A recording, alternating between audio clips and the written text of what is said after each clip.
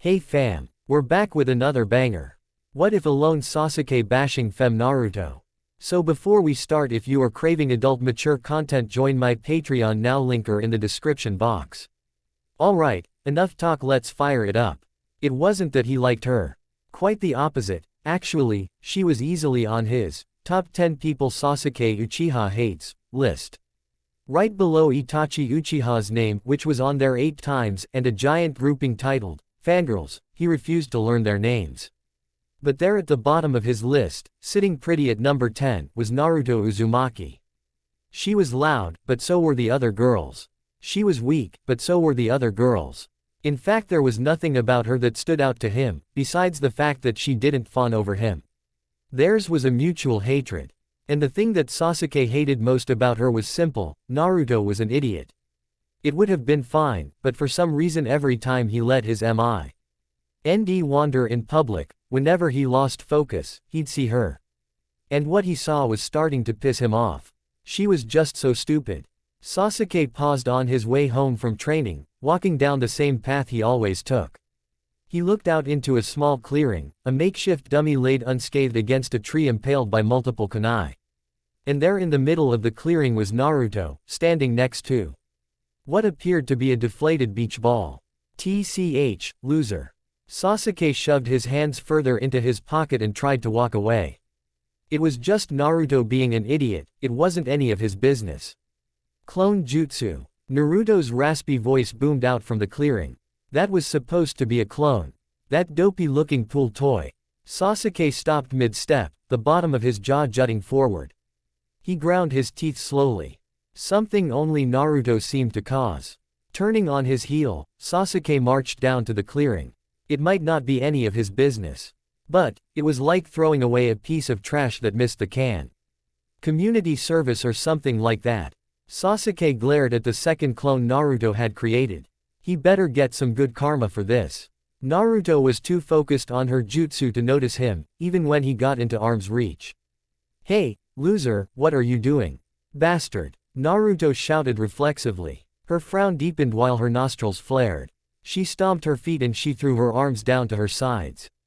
Sasuke, you jerk. I had it that time, but you had to mess me up. She always seemed to stand on her tippy toes when she yelled at him. Sasuke nudged the clone with his foot. It dispelled with no resistance. He smiled as Naruto's face began to redden at her failure. There's no way that was a clone. Was too. Naruto rose to her toes again and then bounced down. She flailed her arms wildly, looking somewhat like a rooster in heat. Just you watch, bastard, I'll make the best looking clone ever. Sasuke gave a short snort and took a step back. Well, show me, loser. Fine, I will. Naruto clapped her hands together and formed the transformation seal. She concentrated so hard a headache started in her head, and when the jutsu was finally ready she smiled. Sexy. Jutsu. That's not a clone, Naruto. Sasuke said blandly, smacking his lips and looking at the bouncing blonde in front of him. He blinked once, completely unamused. Naruto dispelled her jutsu, a large frown on her face. What's with you? You didn't react or anything. That jutsu works on even the Hokage. You must be gay or something. I'm 11, Naruto. Sasuke rolled his shoulders and took a step back. Besides, you're not that cute. What? I have pigtails. And pigtails are cute, so I'm cute. The Hokage said so. Once again Naruto rose to her tippy toes while her arms shot straight down to her sides, her hands in balled fists. Sasuke raised an eyebrow and laughed once, a short burst of dry amusement. The Hokage told you that pigtails were cute. What? No, I heard him telling some other guy that pigtails were cute. Naruto folded her arms and stood on her tippy toes once again. With a snort, she dropped back down. Sasuke looked up towards the Hokage monument, his respect for the old man fading with the light of day. With a hard sigh, Sasuke turned back to Naruto. Look, show me your clone jutsu so I can tell you what's wrong with it. Why do you want to help me? Naruto blushed and looked down towards the ground, her eyes flickering twice to attempt to meet Sasuke's. Because you're so stupid, it's pissing me off. Bastard. Naruto's blush doubled in intensity. She glared at him, eye to eye. A deep growl escaped from her as she ground her teeth. Just when she thought somebody was being nice to her. Fine. Just you watch. I'm not doing anything wrong. Naruto slapped her face twice and formed the clone sign. She closed her eyes and made a sound somewhere between a hum and a growl. She was going to give it everything she had and show that bastard she wasn't stupid. Sasuke felt the air brush past him. It was barely noticeable, but the grass flattened out around Naruto and a few leaves fluttered about her feet, dancing on the sudden slight wind. To be able to put out that amount of chakra was amazing. It probably meant that she had wind nature or something. Clone jutsu. Naruto shouted and the wind doubled in strength. She could feel it, she had done it this time, she had made a perfect clone of herself. She opened one eye slowly to see the fruits of her labor. The clone looked like somebody had turned Naruto into a balloon and inflated it to the point of bursting. The clone opened its mouth and began to whistle as hot air escaped from its mouth. Then the clone flew around the clearing, making a farting noise as it deflated. It skidded to a stop right between Naruto and Sasuke. Now little more than an empty sack. Naruto looked from Sasuke to her latest failure and back. Her entire body felt incredibly hot right now, especially her cheeks and forehead. Even her ears felt warm. Sasuke kicked the clone, causing it to vanish. He gave her a single clap and a smirk. He didn't know what to expect, but that certainly wasn't it. You're an idiot. Bastard. Naruto rose to her toes again. All traces of her blush gone. It's just because this stupid jutsu isn't cool enough for me. If they taught me a cooler jutsu, then I'd be able to do it. Oh. Sasuke took a step forward and looked down his nose at Naruto. What makes you think you'd be able to even do a cooler jutsu if you can't do the basics? Naruto stepped forward chest first and rose to meet Sasuke's challenge. If there was one thing in the world she hated, it was being looked down on. She wasn't about to let a bastard like Sasuke get away with it. I'm cool, so I can only do cool jutsu. Sasuke smirked and rose to the tips of his toes. There's nothing cool about you, shorty. With a pout, Naruto bounced back down, her lip trembling slightly. It wasn't her fault she was short. She just hadn't had her growth spurt yet. It was bound to happen any day now. Right, bastard. The tone of her voice was almost enough to make him feel bad. The pout and the way her eyes watered had Obi some kind of genjutsu to make him submit to her. He dropped down to his feet and growled, venting a bit of his frustration. No, he was going to do this for his own satisfaction and definitely not because she was cute. Fine, I'll teach you a cool jutsu. But only so I can watch you suck at it. Naruto looked at Sasuke like he was some kind of savior for a few seconds. Then she scowled. And what kind of cool jutsu do you know, huh? Quote, follow me and find out. Sasuke turned to leave and couldn't help but smile. There was no way Naruto would be able to do this jutsu. After all, it had taken him weeks to learn it. It was something the Uchiha all learned at a young age. Wait, I don't want to leave my kunai behind. Naruto ran around trying to frantically gather all of her kunai. 1, 2, 3, 4, 6. No, wait, 5. Huh, where's the last one? Sasuke sighed and bent down to pick up a misplaced kunai. It was blunted from frequent use, and half rusted over to boot. He doubted. Even he'd be able to hit a target with a kunai like this. It was likely older than he was. There was no way that it was Naruto's kunai. Hey, my kunai. Naruto ran towards Sasuke with an armful of kunai. Each one was in worse shape than the one Sasuke was holding. Before Sasuke could respond, Naruto ripped the kunai from his hand and stuck it with the rest. Sasuke shrugged and led Naruto towards He pond where he'd first trained his fireball jutsu. He didn't expect Naruto to burn anything, but if he was going to show her the jutsu, he should do it someplace not flammable. Naruto followed Sasuke with her hands behind her head. Sasuke was a slow walker, so she kicked the dirt as she went. She glared at the back of his head. She didn't understand it. Why was he being so nice? Was this a prank? Or a joke? Why was he being such a bastard? It wasn't any of his business, he thought. If Naruto wanted to use crappy kunai, that was up to her. Sasuke turned his head back to check whether Naruto was still following him. She was staring up at the sky as the first stars began to appear. Why did she piss him off so much?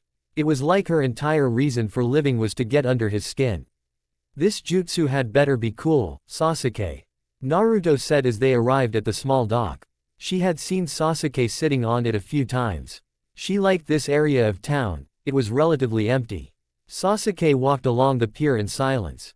For a moment there was no Naruto, and he was once again a 5-year-old boy trying to learn the fireball jutsu to impress his father. The hand signs were automatic and he could feel his chakra ready to be released. Naruto watched in amazement as Sasuke created a giant fireball. It was probably bigger than her whole room. Steam rose from the lake's surface where it almost grazed the water. Wow, Sasuke. That's so cool. There it was, the recognition he wanted from his father, coming from a stupid little girl. Sasuke shook his head and released the jutsu. He smiled and placed a hand in his pocket. Naruto pounced on Sasuke with stars in her eyes. She always knew he was strong, but to have a jutsu like this. It was awesome. She needed to know it.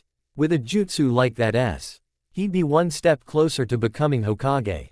Please teach me your jutsu, Sasuke-sensei. Get off. Sasuke tried to shake Naruto off of his arm. She was clinging to him like one of his damn fangirls. The tips of his ears turned pink. Let go, you idiot loser. Naruto released Sasuke's arm and pouted. Whatever, bastard sensei, you said you'd teach me your jutsu.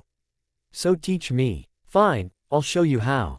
But don't blame me if it's too cool for you to handle. It took Naruto 15 minutes to learn the 6-hand sign jutsu. It was easier when Sasuke realized that Naruto learned better in groups of 3 than 6. Naruto stuck her tongue out as she did the hand signs at a steady pace. She could feel it. This was going to be awesome. She held the tiger seal to her lips and blew just like Sasuke did, her eyes wide open. Sasuke chuckled as Naruto blew a raspberry. That was worse than his first attempt, at least he produced a flame. But Naruto was only capable of blowing hot air. It was almost worth the trouble of teaching her to watch her fail. Naruto screamed with her mouth shut. She stomped her feet twice and refused to look back at Sasuke. She was not going to give the smug bastard the satisfaction. Once again she went through the hand seal, summoned her chakra. As before, she did nothing but blow out through her lips. She could hear Sasuke's smugness from behind her. The bastard was mocking her, she knew it. This was all just one giant prank to laugh at her, wasn't it? Why were her eyes wet? She must be tired. Yay, that was it. You need to make a spark, Sasuke spoke, mostly to avoid yawning. He really didn't care if Naruto would be able to do the jutsu or not, but he doubted she'd let him leave until she at least made a small fire. Now hurry up, it's already dark. Naruto jumped at Sasuke's advice. She quickly wiped her eyes and turned to look at Sasuke. A spark. Yay, being angry normally works, after a while you stop needing a spark and it comes naturally. Angry, Naruto repeated, and turned to face the pond again. Angry, angry, angry. She went through the hand signs once again, searching for that spark of anger Sasuke mentioned. Sasuke the bastard. That stupid smug bastard showing her a stupid jutsu and not showing her exactly how it worked. Naruto squeezed her eyes shut tight and blew through her fingers once again. This time she felt it. Very thing rushed out of her, her chakra, breath, heat, everything. For a few moments night turned to day. Sasuke felt his eyeballs dry up as Naruto produced a second sun just above the pond. It radiated such intense heat that the water level of the pond dropped like it had sprung a leak. Sasuke stood with his mouth open while he blinked slowly. He was seeing spots. Well, one giant spot that covered most of his field of view. He might as well be blind. His vision returned and he saw Naruto collapsed on the ground. A tree on the far side of the pond had a few branches singed. Hey, loser. Sasuke walked forward to see Naruto panting. Her whole body heaved with each motion. You okay? Naruto gave Sasuke the best smile she could. Hey, bastard sensei. Did I do it? I had my eyes closed but I think I did it. I'm kind of tired now, I'm going to. She began to purr like a kitten as she drifted off to sleep. Sasuke frowned at the stupid idiot in front of him, snoring like she didn't just the largest fireball he had ever seen. It had to have been a fluke, he told himself. Still, he'd better make sure that she never tried to do it again. He nudged her side with his foot. Hey, wake up. I will leave you here. Bastard. Naruto mumbled and rolled over to her other side, still asleep. Sasuke glared at Naruto before he shrugged and started to walk home. He'd taught Naruto his jutsu. Sashi was no longer his responsibility. He had no regrets about leaving a stupid idiot like her to sleep outside. After all, what was the worst that could happen? Sasuke stopped at the edge of the dock. He let out a grunt as he scratched his head wildly. After a moment he collected himself and stomped loudly over to Naruto. She was heavier than she looked. What kind of idiot just falls asleep like this? Bastard. Naruto mumbled into Sasuke's shoulder. Why did she smell eggs? It was not her favorite smell in the world. Sometimes she had an egg with her ramen. But it certainly wasn't on her top 10 favorite foods list. That was occupied by 9 different types of ramen. Then there was that time Hinata had shared her bento with her. That bento held the position of number 5. With a whine, she tried to bury her face deeper into her pillow and roll over with it. Falling off her bed was not a new experience to Naruto. It was nearly a bi-weekly occurrence, which is why she, normally, had a pile of clothes next to her bed to cushion the fall. That and laziness, as it was too much work to put them away and it was rather convenient for getting dressed. This time, however, she landed face first onto the hard floor with a thud that shook the room. She pushed herself up onto her hands and knees with a pained groan, still half covered by the scratchy towel she had been using as a blanket. Naruto looked around the room. It wasn't her bedroom, a hospital room, the classroom, the orphanage, the park, or any of the other places she had fallen asleep. It was too neat and clean, like the inside of somebody's home. Wah! Where? Can you do anything quietly? The bastard's voice echoed from the open door. The sound of sizzling eggs stopped and a chair scraped against the floor. A nasty fart from a half-empty bottle of ketchup punctuated the silence. Naruto grunted and stretched her body as far as she could by spreading her fingertips to the ceiling and standing on her tippy toes. She came to a sudden stop when her neck popped loudly enough. She was certain Sasuke could hear it. Then she collapsed into a standing lump and let out a giant yawn. Important questions, like why was she in Sasuke's house, took the backseat when her stomach growled. It felt like she had been punched on the inside of her stomach by a giant bear. With the towel wrapped around her shoulders she shuffled towards the food. The kitchen smelled like eggs, pepper, toast, and ketchup. Lots and lots of ketchup. Sasuke sat at the table eating ketchup with a side of cheese tomato omelet. He looked up at Naruto and paused to acknowledge her. What are you still doing here? In her right state of mind, Naruto would have vomited at the sight of Sasuke's ketchup-filled monstrosity. But her stomach demanded food. Feed me. No. Be grateful I didn't leave you to sleep outside. Sasuke resumed eating his meal, as though Naruto wasn't even there. He was dressed and ready to begin class for the day. He would finish his meal and arrive just before Iruka started, but his punctuality had nothing to do with a need to be on time. It was just a convenient way to avoid his fangirls. The pink-haired he was the worst. She had discovered his route twice already, forcing him to find a new path. Naruto attempted to argue, in that it was his fault that she was here and he should take responsibility for it. But her stomach protested loudly, sounding as though she had a giant fox in there. Wait, why was the room spinning? Why did it feel like her hair was trying to fly away with her head? Sasuke jumped out of his chair when Naruto's head slammed into the table with enough force to make his plate flip. Ketchup and omelet flew everywhere. Untamed hair fell around the table and into his food. He slid the majority of egg back onto his plate, but Naruto's hair was now stained with ketchup. Shame, Naruto might have made a pretty redhead. With his food suitably ruined, Sasuke poked Naruto's head with his fork. You ruined my food. The only sign that Naruto was still alive was her slow breathing. One of the horrible side effects of having a hyperactive metabolism, in addition to not being able to sit still, was that when she crashed hard. With great effort, she uttered a single word. Bastard. Sasuke rolled his eyes. Naruto would be fine. She was always fine somehow. She was probably too stupid to be anything other than fine. He cleaned up his now ruined meal and was about to do the table when he heard Naruto hit the ground. With a sigh, Sasuke walked over to inspect her. Hey, idiot, wake up. Sasuke smacked Naruto's cheek in rapid succession. She was still breathing, but her face was ghostly pale. With a snort, Sasuke peeled back her eyelid. Her eyes were rolled back. So far he could barely see the blue of her iris. Shit. Sasuke searched the kitchen in a collected panic. He couldn't just leave Naruto here. Why didn't he just leave her to sleep outside? That way, she'd be somebody else's problem. If he had to guess, she probably forgot to eat yesterday. He briefly considered the idea of feeding her the breakfast she ruined. Unwilling to touch his own garbage, Sasuke decided on an apple. Fruit were full of energy, right? It was just what she needed. Hey, loser, I have an apple for you. Eat it. Naruto remained unresponsive. What is it that you're always wanting to eat? Ramen. I have a bowl of ramen for you. Naruto remained unresponsive. Why did I think that would work? Sasuke pinched the bridge of his nose and sighed. He was going to be late. He'd have to take Naruto to the nurse or the hospital. They'd ask questions and it would be troublesome. Great, now I'm turning into Shikamaru. No, you're a bastard. Naruto's voice was raspier than normal. Like she had just walked an hour in the desert with no water. She blinked, quickly pushing out the spare tears that had gathered. She saw Sasuke's apple. Is that for me? With a nod, Sasuke handed it over. He had to snatch back his hand as Naruto took the apple with her.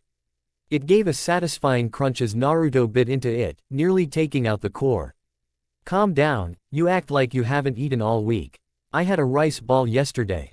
Naruto said in between massive monks. In 4 bites, Naruto had eaten the apple core and all. Bastard, give me more. Wait, just a rice ball. Nothing else. Sasuke frowned and threw another apple at Naruto. And stop calling me bastard. Then stop being a bastard. Naruto devoured the second apple more slowly than the first, eating it in 6 large bites. She felt so much better now that she had something in her stomach. She glared up at Sasuke as he stood there with his one raised eyebrow, acting cool like it was his job. And I ran out of money early this month. Yay, right. You probably just spent it all on ramen. Sasuke couldn't resist smiling at the shade of red Naruto turned. Bastard. Naruto pouted and looked at the ground. Sasuke had hit the nail on the head. She had counted the days wrong, so she ended up with almost no food until Friday. Hey, wait a second, why am I in your house? You didn't do anything perverted, did you? You asked out after you failed to do the fireball jutsu. Sasuke blinked twice and breathed in through his nose. I could have just left you there. The bastard wasn't being a bastard. Did she die and go to some alternate world where Sasuke was some kind of playboy? Naruto gave a small laugh and scratched the back of her head, feeling her cheeks redden. Oh, thanks, the old man doesn't like it when I sleep outside. Hey, what do you mean the jutsu failed? Sasuke had to cringe away as she shot up to shout in his face. She had horrible morning breath because she probably didn't brush her teeth very often. All of Naruto's bravado vanished when she felt lightheaded. Her feet were so far away and she found herself falling forward. Sasuke caught her and her head fell against his chest. Bastard. What's wrong with you? Sasuke asked and held Naruto at arm's length. He was going to be late for class at this rate. Even later if he had to take her to the hospital. Naruto shook her head and slapped her cheeks. The slight dizziness she'd had moments ago vanished quickly. Sasuke was still holding her shoulders with a stupid concerned look on his face. She pushed his hands away with a pout, stomping her feet before rising to her tippy toes. I'm fine. Now tell me what happened with my fireball. You made a really small but really bright fireball. I don't think you should use the jutsu if it makes you pass out. Sasuke blinked twice and breathed in through his nose. It was for her own good. If she knew how powerful her fireball was, then she'd try to do it again and more than likely cause property damage and hurt herself in the process. It had absolutely nothing to do with jealousy. Ah, really? Her shoulders slumped and her face fell. She stood there inches away from Sasuke in silence, avoiding his eyes at all cost. Tears began to pool in her eyes. Why can't I do anything? Right. Sasuke bit his lip and took a small step towards Naruto. He made a motion to hug her, but stopped. With a sigh, he brought his fingers up to her forehead and flicked it hard. Because you're an idiot that doesn't pay attention in class. Naruto stumbled backwards. Her hands flew to the spot where Sasuke had flicked her. It hurt. Her face felt hot, her eyes were still wet and her bottom lip was pushed out dramatically in a childlike pout. Sasuke rolled his eyes and started to walk past Naruto. Speaking of class, I'm going to be late. You don't have to go to class, but you can't stay in my house. He'd tell her about the ketchup in her hair later. Bastard, why's there ketchup in my hair? Or not? Why can't we just cut it? Naruto stuck her tongue out as Sasuke poured cold hose water through her hair. She was leaning back on a bench with her hair hanging off of the back end. It had taken surprisingly little effort to get Sasuke to agree to wash her hair, but it was his fault for not feeding her anyways. Because then it would be all choppy and not even and would stick out in weird ways. Pushing her legs against the ground and arching her back, Naruto got a better look at Sasuke. Is that what you do? Her answer was a quick splash of water to the face. Bastard. I certainly don't comb it or anything. I keep it short enough that it won't get in the way of training, Sasuke explained as he continued to spray the ketchup out of Naruto's hair. There were only a few strands that were caked in the stuff left. But why do you keep it so long? Naruto wiped her face dry and sat back down on the bench. They were in Sasuke's backyard, much of which was devoted to several uncared-for gardening beds. What she wouldn't give to have garden beds like that, or a yard. A yard would be nice too. Hey, why don't you grow stuff in your garden? Sasuke fumbled and began to grind his teeth. Had Naruto been paying attention, she would have seen a tear slide down Sasuke's face. After a moment he collected himself and Naruto's hair was wet but ketchup-free. Alright idiot, your hair is clean. Now I'm going to class. Hey, wait. Naruto jumped up from the bench, causing her wet hair to slap against her back. She quickly ran after Sasuke with her arms flailing. You never answered my question. You didn't answer mine either. 4x Omake 4x, Makoto. Fugaku nearly jumped out of his skin when he heard that woman shrieking after his wife. It would have been such a pleasant afterlife were it not for Kushina. At the very least she would have been preoccupied if Minato had joined them. He admired the man's seemingly infinite patience when it came to the redhead. Hi's darling wife Makoto patted his legs softly and stood up from their resting spot made of cloud. She smiled sweetly at Kushina. He treasured it, since it was one of the few times she actually smiled. Even in the afterlife, they could rarely smile. What is it, Kushina? Kushina ran up to Makoto, her red hair waving quickly back and forth behind her like an excited puppy tail. She grabbed Makoto by the waist and pulled her up into a spinning hug, sending them both to the ground laughing. It's happening. Fugaku was fairly certain that the women would have married each other, given the option. Must be something about Uzumaki. What's happening? Makoto laughed out as Kushina rolled on top of her. Fugaku tried not to glare at the scene. The last time Makoto was on her back like that and smiling was during their honeymoon. Kushina bounced up quickly, pulling Makoto with her. Narusasu. Fugaku frowned. He had no idea what that meant. It sounded like a combination of his son's and Kushina's daughter's names. But why would they be putting them together like that? He heard his wife emit the same girlish squeals she did whenever she found out that somebody she cared for was in a new relationship. Just like when Itachi had a date with Izumi. Wait, did that mean? Oh god no. Fugaku stood up quickly and walked over to a small break in the cloud-like floor.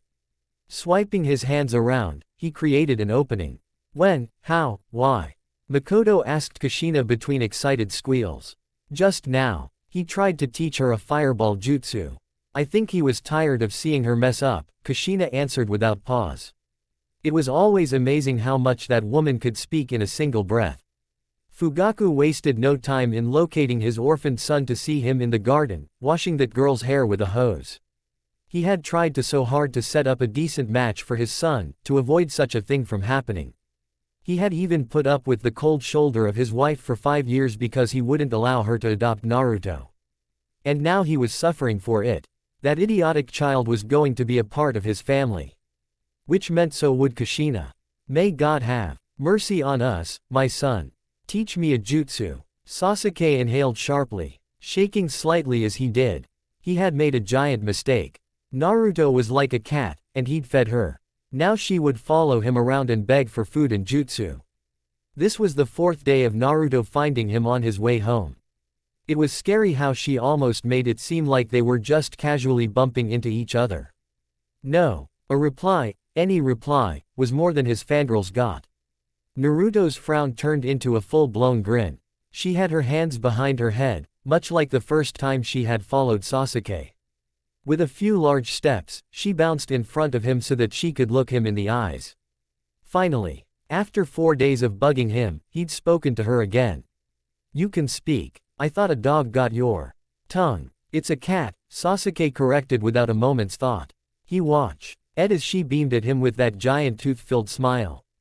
He really should have just continued to ignore her. He already had to study for some pointless history test that was coming up. Naruto's SMI. La didn't waver as she tilted her head to the side like a confused puppy. She made this annoying giggle noise through her teeth. "What's a cat?" "The saying. It's not, dog got your tongue, it's, cat." Sasuke blinked and shook his head. Why was he having this conversation in the first place? He needed to study so he could move on to more important things. Like training. "That's stupid," Naruto snorted. "Why would it be a cat? Cats are picky and assholes, and they always hiss at me. Dogs are awesome and they'll basically eat anything you give them. One time I saw a dog at the park, so I gave it a bit of meat and it let me pet it. So yeah, dogs definitely are better than cats." Sasuke hummed in agreement. He should get a cat if only to give Naruto a reason to stay away from his home. She had shut up for the moment, but was still following him. Maybe if he ignored her some more she'd go away. "Hey, bastard, let's go get ramen, Ichiraku's is right there." Naruto jumped in front of Sasuke spinning on the tips of her toes. She pointed down the side road towards Ichiraku's. Sasuke stopped and looked down the road towards the ramen shop. He was hungry and he didn't want to cook tonight. It would probably make Naruto happy if he bought her a bowl. Sasuke shook his head to rid himself of the thought. "I don't like ramen." Naruto gasped, her hair nearly standing on its ends in shock. He looked at Sasuke like he had just sprouted a pair of giant hand wings from his back. With a dramatic spin, Naruto grabbed onto Sasuke's arm and began to pull him down the street. "How could you say that? Have you ever had Ichiraku's? Their ramen is the best. You know what? Come with me, old man Tenchu will set you straight." "Yano." "Hey, wait, Naruto. Damn it, let go," Sasuke shouted, trying to dig his feet in like an anchor. Naruto was deceptively strong and pulled him easily towards the ramen shop. He felt like he was being taken as a sacrifice to some dark ritual to a noodle god. In Next book roll Sasuke freed himself from Naruto's grip. "I don't want ramen." "Well, if you don't want ramen, what do you want to eat then?" "Nothing, I don't want to eat anything." Sasuke turned away shoving his hands into his pockets and pulled his elbows in close. With a deep scowl on his face, he began to walk. "Especially not with you. Just leave me alone." He had expected her to come running after him again. Any second she would come running calling him a bastard and ramble about ramen or something equally stupid. She didn't. At the end of the alleyway, Sasuke turned to look back at Naruto. He regretted it instantly. Naruto had perfected the kicked puppy dog look. She looked ready to explode into a hurricane of tears. Instead, she bit her lip and stomped away from Sasuke with a fierce look on her face. Sasuke almost felt bad. Almost. She didn't follow him the next day. Sasuke looked down at his marked exam with a raised eyebrow. He had missed exactly one question regarding the founding of Konoha. All he had to do was name one of Konoha's founders. His answer, Uchiha Madara. According to Mizuki's red ink, Uchiha Madara was a traitor and therefore could not be considered a founder. Typical Senju propaganda. He could probably get the points back if he talked to Iruka after class. But that would leave him open to assault from the fangirls. Particularly the pink-haired one that just had to sit next to him. "Sasuke, look, I got a perfect score to the exam." She beamed at him, pointing to her own exam like it was the deed to Konoha. Sasuke turned to completely remove her from his peripheral vision. He was going to scowl out the window. But his eyes were drawn to Naruto. The exam was crinkled as her hands clenched it tightly. She shook rapidly and took deep uneven breaths. Her ears were redder than he remembered. Did that idiot fail again? Sasuke's head jerked her way when her chair bumped against the ground. He watched her walk down towards Naruto, moving with an angry, annoyed grace. Without hesitation, she ripped the paper from Naruto's hand and held it high. Naruto had gotten a 10 out of 100. Naruto shot out from her seat and onto her tippy toes in a failed attempt to get her exam back. Compared to her foe, Naruto's politeness was rather apparent. Sakura. Give that back. She had failed. It wasn't surprising. Naruto failed all the time. He'd be more curious if she randomly started getting perfect scores. Wait, no, given what she did with the fireball jutsu, that sounded almost increasingly likely. Whether Naruto failed or not didn't really matter to him, did it? Naruto wasn't an Uchiha, so she was allowed to do poorly, and Sasuke didn't need to do anything. But he'd taught her the grand fireball jutsu. Sasuke wasn't sure what that meant. But he knew that some Uchiha had taken on apprentices in the past.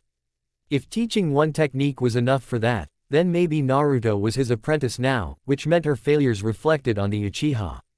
No, that was impossible, he decided firmly, although there was still a vague sense of unease in the back of his mind. See, you're so stupid you've caused poor Sasuke to start twitching. Sakura declared when Naruto finally retrieved her papers. Honestly, you really should just drop out. Naruto looked ready to explode. Tears threatened to spill out of her eyes. She whipped her high arm around like a hurricane and stood proudly. No way. I'll never give up until the very end. That's my ninja way.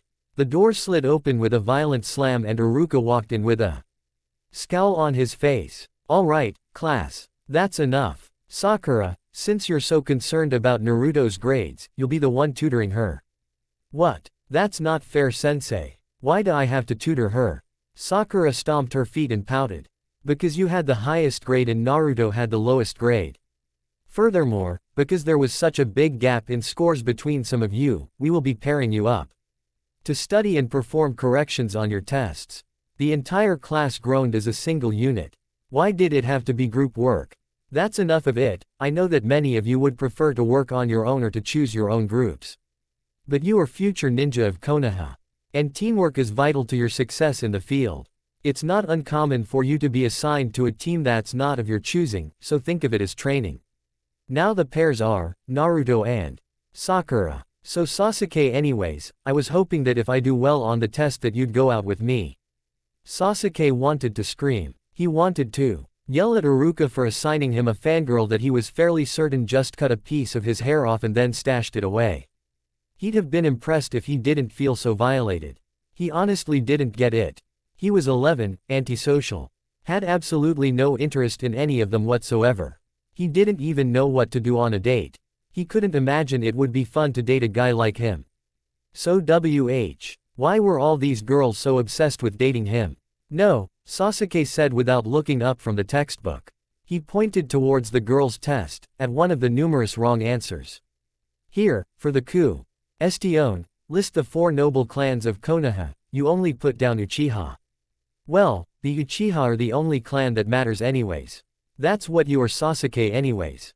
Do you know who the other 3 are? Sasuke asked through gritted teeth. He was bad at hiding his anger, it manifested in a tight scowl and glare. To his amazement, the girl didn't seem to notice even when she looked right at him. PFF, no way. It's not like they matter anyway. It's not like any of them are in our class anyways. What was this girl saying anyway? It was worse than Naruto and her, Yano, 1,000 times worse. With a deep breath that sounded almost like a growl, Sasuke looked around the room and pointed at Shino, Choji, Hinata, and finally himself. Aburame, Akamichi, Hyuga, Uchiha, those are the 4 noble clans of Konoha. It's not like they matter anyway. All I need to know about is the Uchiha because I'm going to become one anyway. The urge to slam his head into his desk was almost too great. For the next question, what is the Konoha Council? You put, a meeting of clan heads to balance the power of the Hokage. Well, yay, right, like the Hokage leads us anyways. So somebody has to make sure he doesn't abuse his power. If he wasn't being graded, he would let this girl fail. She was such an idiot that had no idea what she was talking about. Sasuke let out a deep sigh and tapped his pencil against his head. You want to be an Uchiha? Yeah, Uchiha don't fail. It was the pure simple truth. Sasuke paid no attention as the girl's face twisted in confusion. He barely even noticed that she took her test back and began to quickly scribble down answers. Anyways, the Konoha Council does what exactly? The next 10 minutes progressed well. A few of the pairs had finished their correction and were allowed to leave. Sasuke was nearly finished when a scream pierced the room. That's it. Sakura threw Naruto's test up into the air and slammed her hand down on the table hard. Iruka-sensei, I don't care if you fail me, there's absolutely no way I can help Naruto at all. It's not my fault. You keep calling me an idiot for every wrong answer. Naruto shouted, pointing a finger at Sakura. That's because you got every answer wrong, you idiot. Sakura snapped back at Naruto. The two stood glaring at each other for a moment, sparks were about to fly. Iruka shot up from high-s desk and pushed the two apart at arm's length. That's enough, you two. Iruka-sensei, why do I have to do this? Why should I be punished for doing good on a test? It isn't fair. Sakura looked ready to cry as she grabbed at Iruka's arm. Please, can I switch with somebody? Iruka looked towards Sakura and then towards Naruto, who hid her face looking at the ground. He gave a sigh of disappointment. Only parents and teachers could muster. With heavy eyes, he looked towards Sasuke. Sasuke, are you nearly done? Sasuke knew where this was going and stood up. She has about 15 problems left. I see. Do you mind switching with Sakura? He would have preferred Naruto from the start. Sure, she was stupid, but she wasn't a stupid fangirl. With a deep sigh, he walked over from his desk. Sure. 4x Omake 4x. Did I ever tell you about the time I found Hashirama and Madara wrestling in the hot springs? Fugaku groaned and placed his head in his hands. Those damn Uzumaki were invading his life. First Kushina. And now Mito. Uzumaki. And now the woman had dragged half her clan and his into a massive party. Hashirama bellowed in delight and slapped his brother's shoulder. Don't forget Tobirama. He was there as well. Yes, but I wasn't wrestling. The second Hokage shouted in frustration. I was trying my hardest to avoid looking at you two. Honestly, who has their bachelor party at the hot springs? Oh. Please, the hot springs of my home were the best in the world. How do you think we all remained so youthful? Fugaku breathed in sharply through his nose. The Uzumaki just never grew up until they were old bags of wrinkles. You never saw a middle-aged Uzumaki. Just kids, teenagers, adults that looked like teenagers, and wrinkled old bags of skin. At least his wife had the sensibility to stay out of their gossip. Oh, my, that's just like the time Kushina and I caught Fugaku and Minato comparing kunai. Fugaku briefly wondered if it was possible to die again. If Sasuke saw it, even one thing about her being stupid, she was going to scream. She had wanted to scream this morning when she got this stupid test back. She had wanted to scream when Sakura of all people was her partner. And now it was Sasuke instead. The chair next to her scraped against the wooden floor, the noise made her jump and twitch. She saw the bastard's hand reach out and slide her test around so that he could see it. He flipped the pages over and breathed in. Naruto tensed at the sound and balled her fist. He was going to do it, she knew. He was going to call her stupid. And then she was going to punch him. Hard. Right in the nose. Instead, all she got was an annoyed sigh and a finger pointed to where she and Sakura left off. So for number 5, you put that the two types of chakra are fire Katra and water Katra. Naruto blinked and shook her head. What on earth was that? Where was the name calling? Was Sasuke actually trying to be helpful again? She looked at him with her mouth open. There was just no way. Sasuke made eye contact and Naruto could feel her face heat up. Her eyes dart down and she looked at the table and then her test. She looked back at Sasuke and then to the test again. Oh yay. I thought it was a trick question because there's only one type of Katra, right? It's pronounced chakra, why do you call it Katra? Sasuke tapped his finger on the symbol Fo. Her symbol for Katra and then tapped the symbol for Katra in the test. You even spelled it wrong. Both symbols were the same. Naruto bit her tongue and glared at the two symbols. Sure, her handwriting was bad. But the two symbols still looked like each other. What are you talking about? I spelled it right. Sasuke bit his lip and sighed. Whatever, spell it wrong if you want, but what are the two types of chakra? I don't know. I got the answer wrong, didn't I? Naruto groaned and placed her head on the desk. She let out a puff of air that made the page rise up slightly. She repeated the action once more. Sasuke slammed his hand on the table and held the paper down. Okay, so one of the types of chakra is physical, and it's based on how strong your body is. The more you train, the more physical chakra you have. Bastard. I knew all that. She didn't know any of that. Sasuke rolled his eyes at her.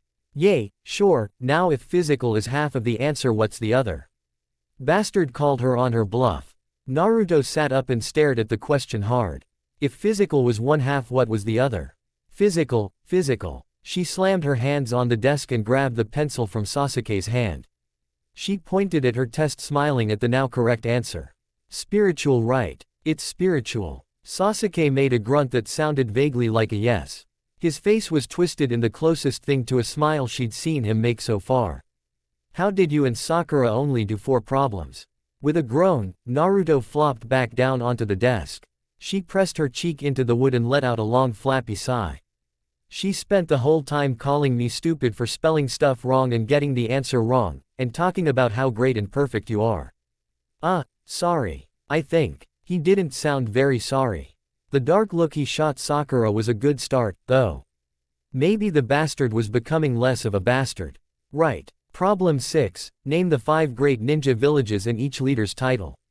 All the village names but Konoha are missing, and the only title you got correct was the Hokage. That's because I'm going to be Hokage someday. Why do I need to know about all the other villages? Naruto sat up straight and put her thumb to her chest and puffed out her cheeks.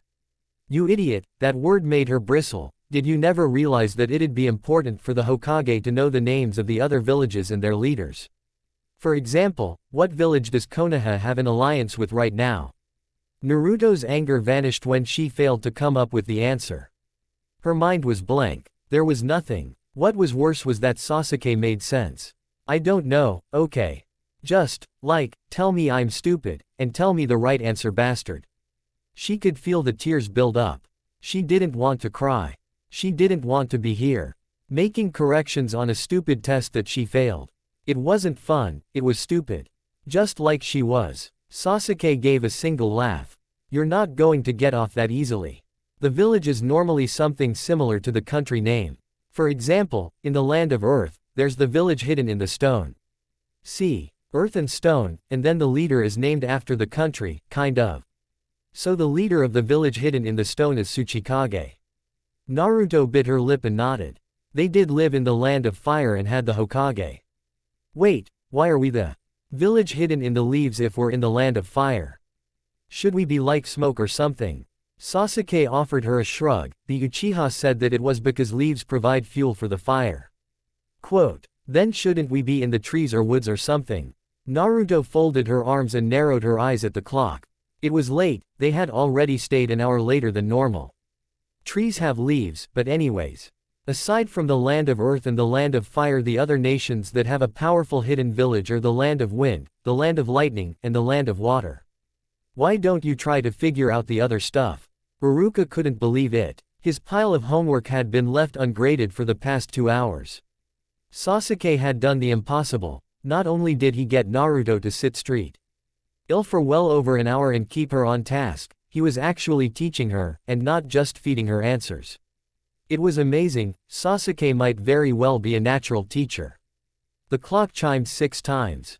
They should go home and eat. Iruka looked at the half-finished paperwork on his desk, knowing he'd have to finish it tomorrow. He walked to his last 2 students and couldn't help but smile. Naruto had her tongue sticking out of her mouth as she scribbled furiously on one of the questions. Sasuke didn't even have a pencil in his hands. They were about halfway done. Hey, you 2 have earned full credit today. But if you want to finish Naruto's test as homework, I'll give you both extra credit. Whatever magic was there seemed to waver for a moment. Naruto looked at Sasuke, and then down at the ground. Sasuke avoided Naruto's eyes like the plague and looked out the window. Now, come on, let's go get ramen, my treat. Both heads snapped to him, Naruto's with stars in her eyes, and Sasuke with a surprised smirk. It reminded Iruka of himself and how important a free meal had been for him. It was more than just food, it was company, and not having to be alone for an hour or 2. Yay, ramen, let's go to Ichiraku's. Naruto jumped from her seat and sprinted towards the door. Her pigtails followed her like twin comets. Sasuke stood calmly and collected his and Naruto's tests. He gave Iruka a polite bow and made his way to the door as well. Thank you, Iruka-sensei. Naruto's head appeared from around the door. Come on, you slowpokes. I'm starving. The walk to Ichiraku's consisted Naruto orbiting Sasuke and Iruka as she buzzed about. She would run ahead, call them slow, get distracted, then shout at them to wait up where she would run ahead again.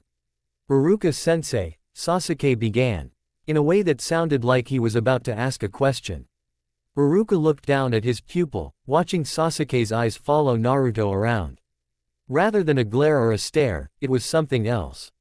If he didn't know any better, Iruka would have assumed that Sasuke had a crush on Naruto. Is there something wrong with Naruto? Iruka shook his head and let out a small chuckle. No, that was a silly idea. He looked at Sasuke and Naruto who was poking at a trash can. She fell over when a cat shot out and sprinted away. What do you mean? Sasuke flipped open Naruto's test and pointed towards one of Naruto's corrected answers. It was right in a Naruto way, in that it was still half wrong. She had misspelled chakra as katra again. I had her copy a word she misspelled that was written in the question. And she still spelled it wrong. And when I showed her how I spell it, she said they were the same. Iruka took the test from Sasuke and stared at the characters. Now that he thought about it, it was always the same words that Naruto misspelled. How had he not noticed this before? He handed Sasuke back the test and watched as Naruto zoomed past them again, taking her seat at Ichiraku's. Thank you for bringing that to my attention, Sasuke. Look into it. Whatever, just don't blame me for her spelling mistakes. With a click of his tongue, Sasuke turned away from Iruka, quickly taking the seat between Naruto and the wall. I knew I'd get you to come here eventually, bastard. Naruto spun on the chair once and looked at Sasuke. She pointed at the basic menu with an enthusiastic finger. Let me know if you need help ordering. I know all the best ramen. Iruka couldn't help but laugh as Naruto began to tell Sasuke all of her favorite toppings. Sasuke didn't even try to pretend to be interested. Their first bowl is on me. Naruto spun around and hopped up onto her knees to become eye level with Iruka. She leaned forward and grabbed him by the collar of his vest. Quote, "What, no, Iruka-sensei, you can't do this to me. Please, please, please make it too." He had to pull Naruto off of him. Not tonight, Naruto, but if you do the extra credit, I'll treat you again. I promise. I'll do it if you give me an extra bowl tonight. Naruto bit her lip and bounced on her knees. She clapped her hands together and tried her absolute best to look pathetic. After you do the extra credit, not before. Iruka said with a note of finality that earned him a chuckle from Sasuke. Naruto's pout lasted until the first bowl of ramen. The meal was eaten in relative peace. Naruto was the loudest when she was hungry, and the quietest when fed. When the meal was finished, Iruka expected the two to say their thanks and go their separate ways. Hey, Naruto, come with me. Sasuke's held out Naruto's test to her with one hand in his pocket. Naruto took the test and stared at it. Her face scrunched up and she looked at the test paper with more confusion than when she'd first taken it. Why? I want that extra credit, so we're going to finish this tonight. Sasuke had no idea that he'd just volunteered to be Naruto's partner for every project until they graduated. Get your face off my table, you loser. Naruto groaned. 4 hours. It had taken them 4 hours to finish correcting her test. And it wasn't even because she was stupid. No, instead Sasuke had to go above and beyond. She lifted her head up and glared at the evil Uchiha history scrolls Sasuke forced into her brain. She flopped her cheek back down on the table. But it's so nice and cool. And you fried my brain. PFF'd. Your brain just overheated because you don't use it very much. Bastard. Naruto groaned and flopped back onto Sasuke's couch to glare at the Uchiha. She flapped her arms against the back of the couch and then slammed them down onto the cushion beside her. I did not need to know all of that Uchiha stuff. Sasuke just gave a half smile and walked down the hallway. What are the two founding clans of Konoha? Naruto tried to follow Sasuke's movements down the hallway by sliding up onto the couch until her head rolled off the back of it. She heard him open a door and shuffle something around. With a yawn, she fell back onto the couch. It was so late, she should go to bed soon. Senju and Uchiha, who secured the land rights for Konoha from the Lord of the Land of Fire. Sasuke's voice echoed from the hallway. A door slid shut. Naruto groaned. Why was she being quizzed so late at night? The Senju delegation failed, until Uchiha Fujiyama joined in. The world suddenly went dark. When a soft blanket and pillow fell on top of her, Naruto scrambled to uncover her head and placed the blanket onto her lap. She swung her head around and the pillow fell to couch beside her. Sasuke stood in the hallway mid-yawn. Good answer. Anyways, it's late and I'm going to bed, you can sleep there again if you want. He didn't even wait for her to respond before he flicked the lights off and stumbled out of the room. Naruto kicked her feet against the couch once and then looked out of the window. It wasn't raining or anything like that, so, if she really wanted to, she could just walk home. She placed a hand on Sasuke's couch and pushed into it. It was just as soft as she remembered. The couch might be more comfortable than her bed.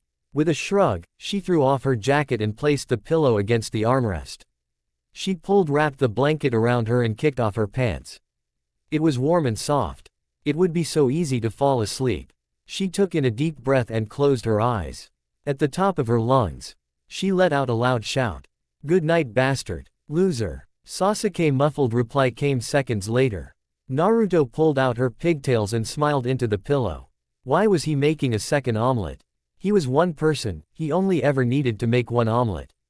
A snore, eep, then a thud, reminded him why he was cooking for two. Naruto had stayed the night. Sure, he'd let her. But he was tired at the time and wasn't in his right mind at the time. He'd spent nearly 4 hours drilling the Uchiha history into the blonde's brain, for crying out loud. As for why he was making her an omelet, it was simple. He didn't want to hear her whine about being hungry. And she deserved some kind of reward for not being an insufferable idiot yesterday. Well, not completely, at any rate. She snored again. For somebody so energetic, she sure did sleep a lot. If only she was actually quiet when she was asleep, it would be more bearable. But no, Naruto's slumber was filled with soft snores and incoherent mumbles that were often ramen-related. She said bastard a lot too. Hey, loser, I made you breakfast. Get up. Huh. Wazoo, ramen, came Naruto's mumbled reply. The ruffled noise of the blanket followed soon after. There were 2 grunts, one ragged, one cute, and a yawn that ended in a squeak. Naruto walked into the kitchen, her blanket acting like a robe, with her head partially covered. Her hair stuck to her face in clumps like undercooked noodles. She sat down at the table with a stupid smile on her face, and took an elongated blink. Thanks for the food. Sasuke jumped when Naruto's head slammed into his table. If she kept it up, he'd have to get a new table. To his disgust and mild amazement, Naruto began to eat the omelet off the plate as the table supported her head. At least she wouldn't dirty any silverware like that. With a sigh, Sasuke sat opposite of Naruto and began to eat his own meal. He grabbed the ketchup bottle and squeezed it hard. The crude fart-like noise got Naruto's attention. She flopped her head and looked at him, her omelet, half eaten already, hanging off her plate. You eat a lot of ketchup. Sasuke nodded as he took a bite. Do you like tomatoes? MMMHMM. Do you like fresh tomatoes? Sasuke sighed and placed his fork down. He did his best to adopt his father's displeased scowl. Apparently it didn't work. Is this going somewhere? Naruto sat up straight and nodded. Yay, I want to make a deal with you. No, you don't even know what I was going to say. Naruto complained, slamming her hands on the table hard enough to make her plate jump. I don't care. Sasuke sighed and took another bite of his omelet. Maybe, if he closed his eyes and ignored her, Naruto would get bored and go away. Instead he heard her growl his name. Sasuke, listen, I want you to train me in shurikenjutsu, and in exchange I'll grow you fresh tomatoes in your garden beds out there. Naruto had her hands in front of her face in a desperate attempt to look pathetic. It almost worked. Please Sasuke, please please please. With a smack of his lips, Sasuke placed his fork down again and glared at Naruto.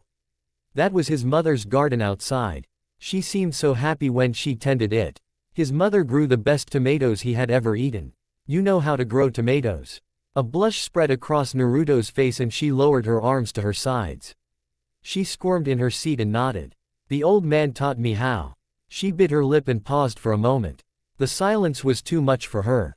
I know how to grow plants. I can even show you my own. I have a few potted plants at my apartment. I even did a tomato plant last year, so I know that they're in season soon. It'll take like 2 months for them to be ripe, so that's why I wanted to start growing them in your garden now. Sasuke folded his hands in front of his face, glared at Naruto. It was still his mother's garden. It had been her special place, so full of life and beauty. Could Naruto bring it back to life? He had tried so hard to keep going for her. But he knew nothing about gardening, and eventually the garden had died and he'd given up. He could see the desperation and eagerness on Naruto's face. Why do you want to use the garden beds? Naruto let out a squeak and poked at her omelet. She pulled off a small bite and ate it. Well, I kind of like to garden and I don't have a yard. And I saw yours and I kind of thought that it'd be better for me to use them than to have them just sit there. She did that thing where she looked like a kicked puppy again. It was the most pathetic sight Sasuke had ever seen. Naruto's earnestness won out. Fine. The blanket fell as Naruto shot up from her seat. It became apparent to Sasuke that Naruto did not have pants on. Thanks bastard, I promise you won't regret this, we can get started right away. I promise you won't regret this. Put your pants on. It should be against the law to force a child to work on the weekends. Let alone leave them unattended at the store while the adults go do God knows what. Sakura spread up her body along the gritty, permanently dirty, hardwood countertop of her grandfather's store. I bet he's probably out playing poker again. She huffed and a cloud of dust lifted off the countertop.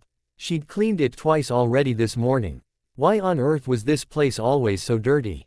Sure, there were pots and soil and dirt literally everywhere. But that was no reason for it to not stay clean. She stood up and saw that her previously pristine green apron was now filthy. Can't even relax without getting dirty. Sakura looked at the clock, a sunflower with 2 bees for hands. It was close to noon, only 4 more, hours of perpetual boredom. Huzzah, she'd hour 80 wasted so much of the day not, accidentally, running into Sasuke, and she'd have to make up for that. Sakura pulled out her grandfather's instructions and frowned into a pout. Bad enough she had to be here today. But she had to actually work too. Life was so unfair. Boxes A and C need to be watered, I guess. She stared at the dirty boxes filled with sprouts and sighed. All of these plants looked the same to her. They were just green floppy sprouts. With a sigh she turned on the water to the 2 boxes and turned on the timer. The sprinkler system would take care of the rest. For a minute she stared at the soil as it grew moist. It wasn't much to look at, but at least it was something. Next time she was bringing a book. The ringing of the doorbell meant that there was a customer. Hello, I'll be right with you. Sakura shouted and put on her best customer service smile. She took a bit of pride in her ability to fake smile and act polite. When she entered the indoor area of the store, once again her smile vanished and a deep frown developed on her face. What the hell are you doing here? Naruto turned to Sakura with a sack of fertilizer in her arms and a frown on her face. Her hair was down for once. It looked sweaty and sticky, the girl probably hadn't showered recently. Oh, that was you, where's Hayato? My grandpa isn't here today, so unless you're going to buy something, get out. Sakura marched over to take the sack of fertilizer from Naruto. It was a lot heavier than she thought, she nearly dropped it. Though if she did and it spilled she could blame Naruto and make her pay for it and clean it up. Whatever, Naruto scoffed and spun on her heel. Take that to the counter for me, and are there any tomato sprouts for sale? I know it's still early in the season, but he had to have gotten started right. Quote, they're grown, but they're not potted yet and I don't know how to do that, she lied. She knew how to pot them, but she really didn't want to, especially for Naruto of all people. Sakura looked down at the sack of fertilizer in her arms. Naruto had tricked her into getting good customer service. The bitch. Naruto stomped her feet and turned her attention to the wall of seed packets. Goo. Fine. It'll be better if I start fresh anyways. Sakura sat the fertilizer onto the counter and watched as Naruto picked at the seeds. That girl was so weird. She eyed the sack and saw the sale sticker on it. It wasn't much off, but it was more than Naruto deserved. While Naruto wasn't looking, she started to peel the sticker off. It'd serve her right for wasting her time yesterday. It was then that she saw him. Her dark-eyed raven-haired angel walked around from the tool aisle carrying a variety of gardening tools with him. She could see it now, Sasuke workin'. In the field breaking ground with a hoe as his every muscle flexed, his naked upper body glistening with sweat from a hard day's work. Hey, loser, are these the right things? Naruto looked towards the tools and pursed her lips and wiggled her nose before she smiled with a nod. Yay, Those will do great, they were on sale right? Yay, Sasuke nodded and walked to the counter. He gave Sakura an uncaring look and sat the tools down onto the counter. Good morning Sasuke, I hope you're finding everything okay. Sakura sighed and rested her arm against the countertop. Suddenly working at the hop wasn't such a bad thing now that she got to see Sasuke. Sasuke looked at her, right at her. Their eyes met for a second. This was it, this was where they fell in love. She could already see the lasting eye contact. How the next words from his mouth would be his proclamation of eternal love for her. He blinked and nodded at her. Oh, hey, he'd actually acknowledged her, this was a first. As so going to have to brag to Ino about this. So, I'm off in a few hours if you. Sasuke walked away. More specifically he walked towards Naruto. He looked at her differently. Not like how other people looked at her differently. But differently from how he used to look at her and the other girls. Hey, loser, what's taking so long? Do you need help finding the tomato seeds? What? No, I just don't know what else to get.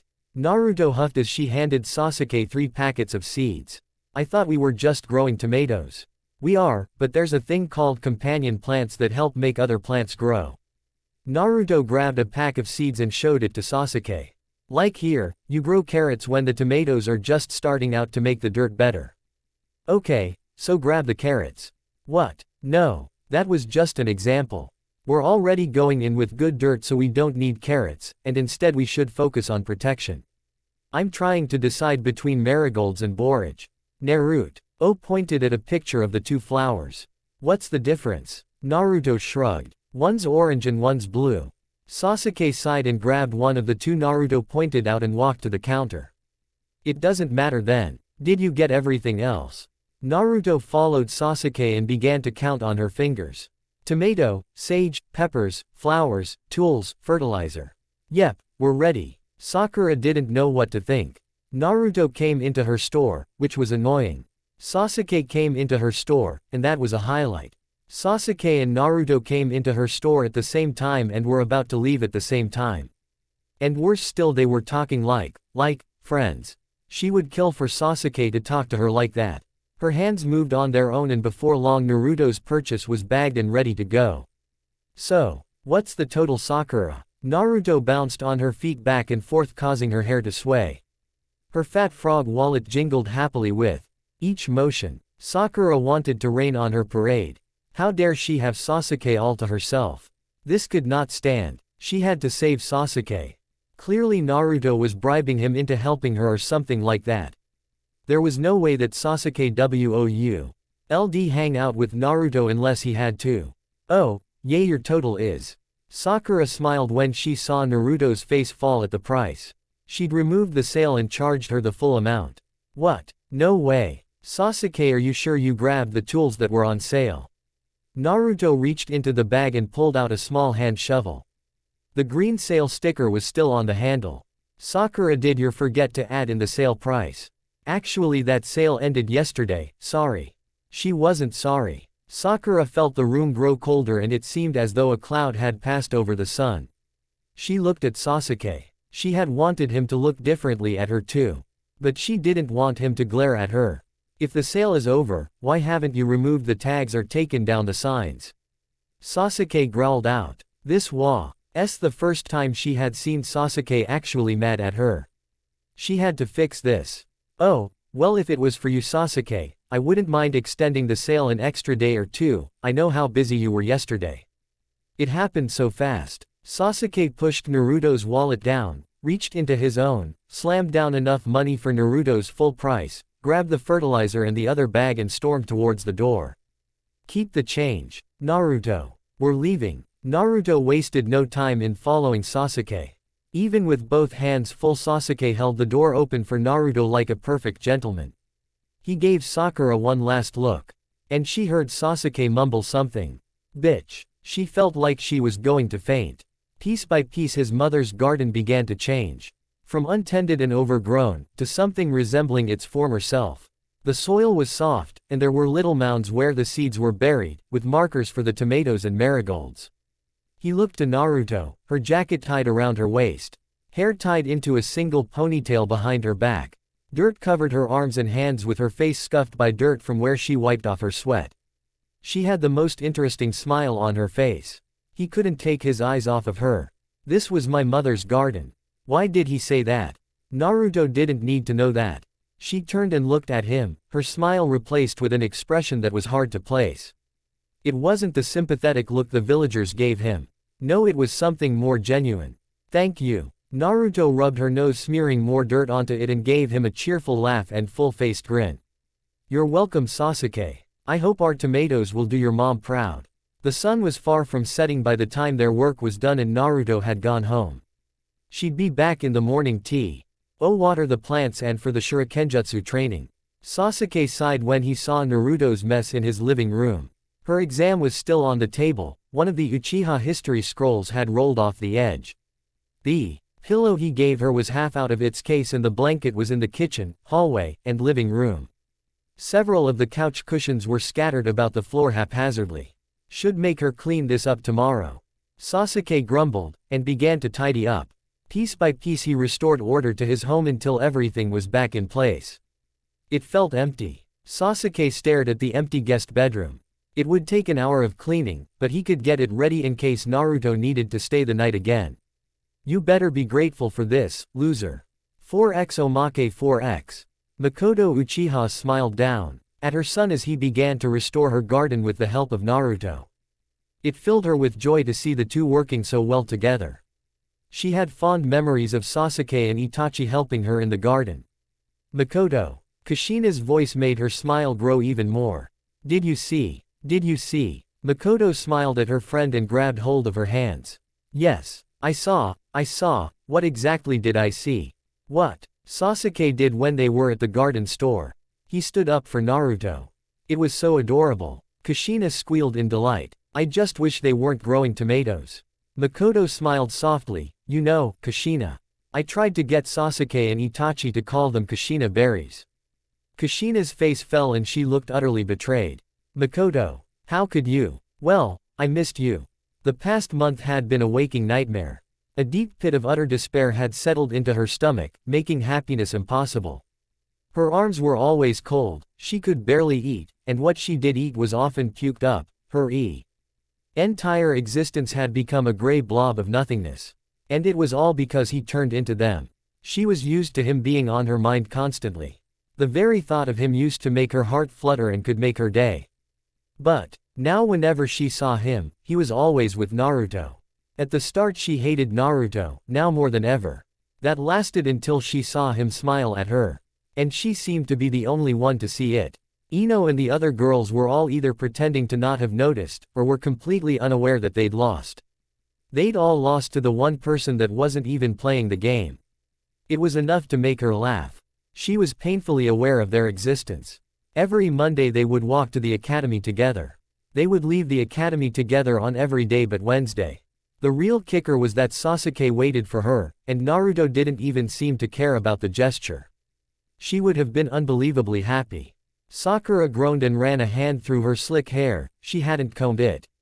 Or even showered, in the last few days. It wasn't even that she was waking up late, or that she'd had yet another sleepless night. She just didn't care anymore. She tried to pay attention to Iruka's lecture. But ever since the class had been assigned seats it had become impossible for her to look at Iruka and not see Sasuke and Naruto. They were in the front row of seats, directly in front of her. It wasn't that Naruto was her usual annoying self either, since in class Sasuke had a calming effect on Naruto. In the past month, the blonde's grades had gone up drastically, while Sakura's had dropped by about the same amount. Had she even done the homework? Was their homework due? She used to think that if she was perfect Sasuke would want her, that getting good day would be enough to get his attention. Apparently, she just needed to be frustratingly stupid to get him to notice her. The idea had crossed her mind, but it would require serious effort to be as stupid as Naruto was naturally. She looked down at Naruto's notes. The first page was pushed to the side, while Naruto scribbled away at the second page. If Naruto had neater handwriting, Sakura could probably read the girl's massive scrawl. She had barely written one line herself. Well on her way to being an idiot at this rate, she thought bitterly. Huzzah! It was late in the day when she found Sasuke. He was sitting by himself during their break from class. She happened to look up after throwing out most of her lunch. It wasn't even for her diet anymore, and there was Sasuke, just sitting on a bench. It was probably out of habit that she started to walk towards him. Or perhaps it was her inquisitive, know-it-all nature that drove her forward. It might have even been a speck of hope even she didn't believe in it driving her forward. Sasuke. His eye flickered towards her while he faced away from her.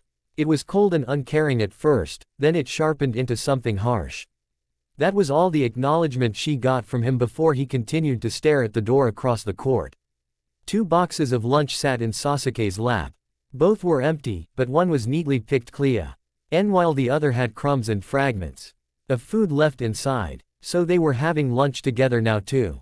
What was she even doing here? The last time Sasuke had talked to her he threw money at her and called her a bitch. That was probably a good place to start. I wanted to apologize for not giving you the sales price. I'm not the one you should apologize to. Sasuke said sharply. He didn't even look at her. Sakura brought a hand up to her shoulder and rubbed it as though Sasuke had just hit her. She hesitated just a moment before speaking. Yay, you're right. I notice. That Naruto's been doing better in class recently. Is that because of you? Sasuke's frown vanished and he turned to look at her. Yes, ever since that test Iruka has been having me work with her. I'm sorry, she said automatically. Half of the apology was to Sasuke, the other half was to herself. If I'd known you would be burdened with that, I would have tried harder. Don't worry about it, besides Naruto's not that bad. She's just a little odd. Apparently, she has a unique form of dyslexia common in Uzumaki. His voice didn't have the usual too cool for this coldness she was used to. Ikki was actually interested in talking about Naruto. That was the longest series of words Sasuke had ever said to her at one time. She might have been happy if they hadn't been about Naruto. Sakura swallowed a dry puff of air that made her throat itch, shifted her feet slightly, and looked down. You've been hanging out with Naruto a lot, haven't you? I mean, you two came into my grandpa's store to buy garden stuff. Yay. She's good at stuff that makes no sense, like gardening. This was by far the longest conversation she had with Sasuke, but it felt like nothing. She clung to that small spark of hope as she felt bitter despair reach up to swallow her. The answer she sought would only lead to suffering. Still, she had to know. So, do you like Naruto? That harsh glare of his returned. What do you mean? I mean, do you like her in the same way that I like you? Sasuke's face went from angry to surprised, and then twisted into confusion. His mouth opened slightly, his eyes widened.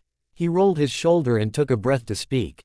The door from across the field slammed open, and Naruto came running out with a giant smile on her face. A trail of white toilet paper trailed helplessly behind her. Hey, bastard, I'm back. Sakura turned and ran. Sasuke might not have answered her, but the way he'd looked at Naruto spoke volumes. Did he like Naruto? What kind of a stupid question was that? She was just stupid and he couldn't stand it. It had absolutely nothing to do with liking her. She was stupid, annoying, loud, stupid, happy, stupid, cute, stupid, and most of all stupid. There was absolutely no way that he could like Naruto as anything more than a friend. Sakura was just being a jealous idiot and jumping to conclusions because he happened to be spending a lot of time with Naruto. And most of the time it was forced in one way or another. If it wasn't a partner project given by Iruka, it was tending the garden or training. Naruto was the only one on the list of people he wanted to train with, but that was because she didn't give up. Even when they were tired. To the point of exhaustion she would stand up and ask for more. It had nothing to do with the fact that he liked her. Not that he did or anything. Hey, bastard. Naruto's voice tore him from his thoughts and ruined the quiet tranquility he had while doing the dishes. Her voice was bubbly, and filled with the excitement she got when she did something right. Get out here quick. Sasuke sighed, painfully aware that he almost wanted to smile. Almost. He walked out of the kitchen and noted Naruto's jacket haphazardly thrown onto the ground near the door. A pile of her dirty clothes sat in front of his laundry room. What the hell? Did she live here now? What is it, loser? Naruto had Her hair back in that messy ponytail she wore for garden work, it looked a lot better than her pigtails did. Once again Naruto was in desperate need of a shower. Mud was splattered up to her elbows, her face was caked in mud. And she had that giant smile she always had after gardening. Looky. You're dirty, Sasuke grumbled. He followed Naruto's outstretched finger to one of the tomato plants, in the garden bed. The new green growth was so dense that he could barely tell where one plant began and another ended. The only ones he could tell apart at a glance were the flowers. Marigolds were loud, obnoxiously orange flowers. He liked them. Yay, I'll wash up later, but look. Do you see it? Naruto leaned in closer and gently touched one of the slender vines, at the end of which was a small green tomato. They're growing. They're not red. He didn't even realize he said that until Naruto looked at him like he was the stupid one. Naruto just smiled and shrugged. Yay, I know. They'll turn red in a few weeks once they're nice and ripe. Speaking of which, what are we doing for dinner? I haven't gotten that far yet, Sasuke half grumbled as he helped Naruto up. Go shower, and I'll figure something out. Maybe ramen. Sasuke smiled as Naruto sprinted into his home like she owned the place. That smile vanished as he realized two very important details. The first was that Naruto did, in fact, live with him. The second, that there was a strong possibility that he maybe, sort of, probably liked Naruto. Crap. Once again Sakura found herself alone at lunch, barely able to eat anything. It was worse today. She had watched them enough to know what Sasuke's answer would be, even if he didn't. Maybe she should try to be friends with Ino again. After all, they had no reason to fight anymore. Sakura forced a bite of food into her mouth and chewed it into a fine paste. She wasn't certain if she was going to swallow it or not. Her mind kept replaying Sasuke's words. Maybe she should find Naruto and apologize to her. No, that wouldn't. Hey, Sakura. Sakura swallowed hard at Naruto's loud raspy voice blasting off right next to her ear. She was out of her seat and spun around to face the idiot. Anger and annoyance boiled within her. What the hell, Naruto, don't shout in people's ears. Naruto pouted and folded her arms. Well, you didn't hear me the first time or the second or third. You were completely zoned out. Whatever. She spun back around with a snort and retook her seat, her face feeling hot. What do you want anyways? With a grunt, nah. Naruto leapt over the back of the bench and sat down beside her. The bastard mentioned that you talked to him about me yesterday, so I wanted to find out what was up. Sakura took another bite of her food and nodded. Yay. I kind of wanted to apologize to Sasuke about not giving you guys the sales price. Huh. Naruto tilted her head in a way that made her pigtails sway helplessly to one side. What are you talking about? She really shouldn't be surprised that Naruto had completely forgotten about that incident. The girl's brain was probably fried from too much ramen. Back when you and Sasuke came into my grandpa's store, I was mad at you so I didn't give you the sales price, so yay. I'm sorry. Ooh, but why were you mad? She didn't even realize that bit of despair had vanished until it came back. Sakura sighed. She slouched forward and brought her knees up, trying her hardest to vanish. I was still kind of mad at you for the test thing, but mostly I was jealous that Sasuke was spending time with you. You really like Sasuke, don't you? How on earth was she so goddamn happy and peppy all the time? It was like an excited puppy that just loved the world. It made her want to vomit. That was why she was so upset. Right. That she had lost and that Sasuke was no longer available. She wanted to say yes, she wanted to say she loved Sasuke with all her heart and they were mean to be together and Naruto was just in the way. But something stopped her, and all she could do was nod. Naruto slapped her on the back hard enough to force her to sit upright. Alrighty then, how about a deal? Her voice was as upbeat as ever, and Sakura gave her a tremulous smile. A deal? Sakura asked, poking at her food once again. Her traitorous lips were turning into a smile.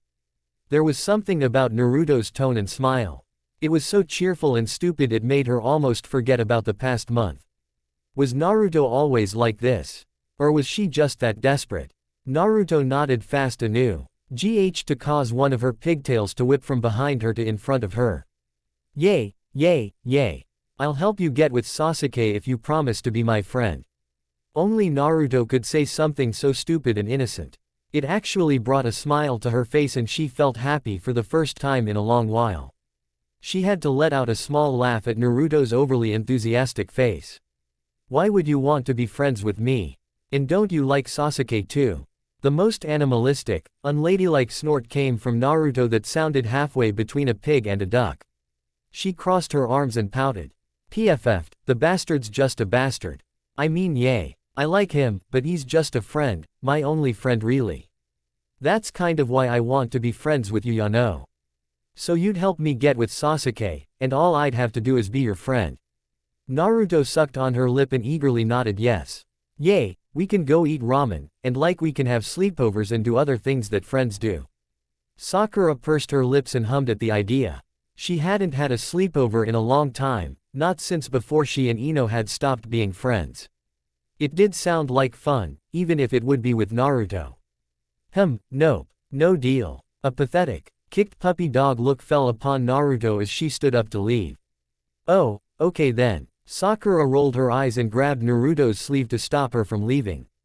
I'll try to get Sasuke on my own. And we can try to become friends, no deal, just do it. Got it. Naruto broke out into the biggest smile Sakura had ever seen on the girl. In an explosive squeal, Naruto lifted her into a bone-crushing hug that left her feet dangling in the air even though Naruto was a good few inches shorter than her. Naruto was a lot stronger than she looked. Again, Naruto inhaled sharply at the cold, callous way Sasuke spoke. The hair on the back of her neck stood up, her eyes went wide, and she ground her teeth together. If he said, "Again" one more time, she was going to punch him. Hard. Right in his throat. For the past week, the bastard had been forcing her to train. And it wasn't the fun kind of training where they fought and threw kunai, it wasn't the awesome kind of training where they learned a cool jutsu. No. This was the, I can barely keep my eyes open, boring kind of training where he forced her to do the same thing over and over again. Stupid clone jutsu. Naruto, graduation is coming up. And you need to pass this time. That was the worst part about this. Sasuke was being extra super nice about it and actually being supportive, and she was still failing to improve. And he hadn't called her an idiot in nearly a week either. She wanted to scream, so she did. With both hands pulling at her hair, Naruto let out a long, anger-filled shriek that hurt her ears. It only lasted for a few moments until her face was red and her entire body felt itchy. She took a few deep breaths and glared at Sasuke. Bastard. Sasuke flinched away due to Naruto's volume. He took a step back and blinked when Naruto finished. Look, you're going to pass the taijutsu section, and you're good at the transformation jutsu. So the only thing that they could fail you for is the clone jutsu, and I refuse to let that happen. Naruto pouted and crossed her arms as she sat down. It didn't matter, she had been trying to do the clone jutsu forever. And it never worked, not once. Why do you even care if I pass? Sasuke sucked his teeth and looked away from her, though she could see a light touch of pink on his cheeks. It's not that I like you or anything. I just taught you, and if you fail then, it's like I failed, so yay. That's why. Whatever you say, bastard sensei, Naruto said. She lay down on her back and spread out as wide as her petite form would allow, her arms and legs were outstretched to form a giant X. Kicking against the ground, Naruto snapped back up to her feet. Don't call me that. Despite his words, Sasuke wore a smile. He walked in front of Naruto and mirrored her stance. I'm going to teach you how my mother taught me. It's an Uchiha way of learning, but it might work for you. Naruto crinkled her nose and tilted her head to the side. Sasuke mirrored the head motion through his nose was most definitely uncrinkled. What are you doing? Uchiha mirroring technique. It's a training method developed to help young Uchiha get ready to use the Sharingan's copying technique. By learning to copy movements exactly, it would in theory also translate to chakra control. Throughout Sasuke's explanation, he copied Naruto's movements, even the embarrassing ones. What? Sasuke rolled his eyes and sighed at Naruto. He moved his arm, and to Naruto's surprise, she also moved hers in the exact same way. Monkey sees monkey do, now I need you to do what you do best and not think. Hey. Sasuke led her through the basic academy katas, and to her amazement she followed his every movement. At first, there was a delay. Sasuke would punch and then, a moment later, Naruto would punch too. It faded second by second until the gap was nothing at all. In an act where the marionette was both master and puppet, Naruto's mistakes and Sasuke's perfection became one. Toge. There they went through the hand signs of the clone jutsu. With their breathing in sync they completed the technique. Perfect replicas of Sasuke and Naruto appeared a moment later. I did it. Naruto jumped up and down in joy numerous times. She had finally made a perfect clone of herself. Hey wait, I made a clone, that means we can have ramen, right? Sasuke looked away from her, his cheeks were that unusual color of pink again. Yay. Sure, fine, whatever, we can have ramen I guess, but do it again this time on your own. She gave Sasuke her largest smile, one reserved for those that provided her ramen. With an overabundance of zeal, she clapped her hands together and formed the hand sign for the clone technique. Alright, I got this. Before she could start the jutsu, Sasuke's hand clasped over hers. She looked at him wide-eyed. From the start, that includes the katas. Do all of it and remember the feeling of when we used the Uchiha mirror technique. Fine, just let me do it already. Naruto pulled away from Sasuke and turned around sharply. Her cheeks felt hot. And holy crap, she didn't remember anything from when they did the mirror Uchiha thingy. She could do this. All she had to do was do the katas that the bastard made her do and then do the jutsu, that was easy. She could do this. She shook her hands to expel the jitters from her body and entered her stance. She bled through the basic kata of the academy. A growing sense of wrongness followed her every step. It nagged at her that she had messed up something incredibly simple at the start. At long last Naruto formed the hand sign. The obnoxious sound of a balloon being deflated reverberated through the clearing and a deflated version of Naruto fell from nowhere. Another failure. He was going to say it. She could feel it in her bones. Every single fiber of her knew what was coming. It was as certain as the sunrise. Her lungs filled to the brim with air, ready to burst at any moment. Again, she screamed. She failed. All of hers and Sasuke's work was for nothing. Naruto kicked the ground and swayed side to side on the swing. It was impossible for her to know what was worse. The fact that she failed. Or the fact that she had tried so hard and still failed. It was easier to pretend that she wasn't a failure when she didn't really try. She felt hollow on the inside. Every breath made her feel like puking. Naruto. She turned her head the bare minimum to look at Sasuke. She looked him in the eyes for just a moment before her eyes fell to the headband he held in his hand, and finally to his feet. He must be so disappointed in her. You feeling okay? No. Her entire life was about being a ninja. She ate, breathed, and slept, ninja. Her dream of becoming Hokage felt nothing more than a spoiled egg. She forced a smile and showed it to Sasuke. Yay, I'm fine, I just kind of want to be alone right now. Sasuke didn't believe her for a second. His eyes narrowed, a hand slid from the rope and onto her shoulder. With a deep scowl, he looked torn between punching her and hugging her. Naruto, listen, tomorrow we'll go talk to the Hokage. Something has to be wrong, you're a strong ninja. If Sasuke started, she could see him scratching his brain for something to say. His hand squeezed the metal of his headband so tight she could see the veins bulge on his hands. If the Hokage does not make you a ninja, I'll keep training with you, okay? Naruto felt a small spark of happiness and pressed her head against the rope. Her smile shrunk but became much more real. Thanks, Sasuke, it means a lot. I'll see you for dinner, alright? With a deep sigh, Sasuke's hand slid from her shoulder and he took a step back. Don't be late, okay? Well, I'd hate for our food to go to waste. Naruto nodded and let Sasuke leave. Part of her wanted him to stay and tell her that she wasn't a failure. But she didn't want his pity, she didn't want to look at him knowing all the effort her put into training her. It was just like he said. Her failures were his failures. Hey there, Naruto. She didn't even notice when Mizuki had walked in front of her. He gave her a lukewarm smile. Are you ready for the secret test? Sasuke glared at the now cold meal he had made for Naruto. He might like cooking for Naruto, but he hated it when food was wasted. With a growl he bit into one of Naruto's tomatoes. It was large and incredibly juicy. The juices dosed his annoyance before it turned to anger. He knew the second that he went out to look for her that she'd appear at his door. Then she'd shout bastard and demand to be fed. She was like a cat. A loud annoying animal that only showed affection when she wanted something. Still, this wasn't how it was supposed to go. She should have passed. Just because she can't do a stupid clone jutsu that maybe saved all of 2 ninjas since its creation was no excuse not to pass her. She was nearly as good as him in everything but academics, and even then her recent test score brought her above Kiba. He finished his tomato with a rage-filled bite. Everything had been planned out. He and Naruto would pass. They get placed on a ninja team, preferably with somebody that wasn't an idiot, then on a mission, he'd save her, then he'd confess. Naruto would be flustered at first but she'd warm up to the idea eventually. And from there they'd go steady. He'd propose to her once he was a Jonin and they'd live a happy life for a few years until Naruto became Hokage. They would probably have a kid or 2 by that point. A pregnant Hokage probably wouldn't be a good idea. Now that entire plan was ruined. He drummed his fingers against his arm and glared at the door. Screw it, he was going to go find Naruto and drag her to the Hokage office and get this whole thing fixed.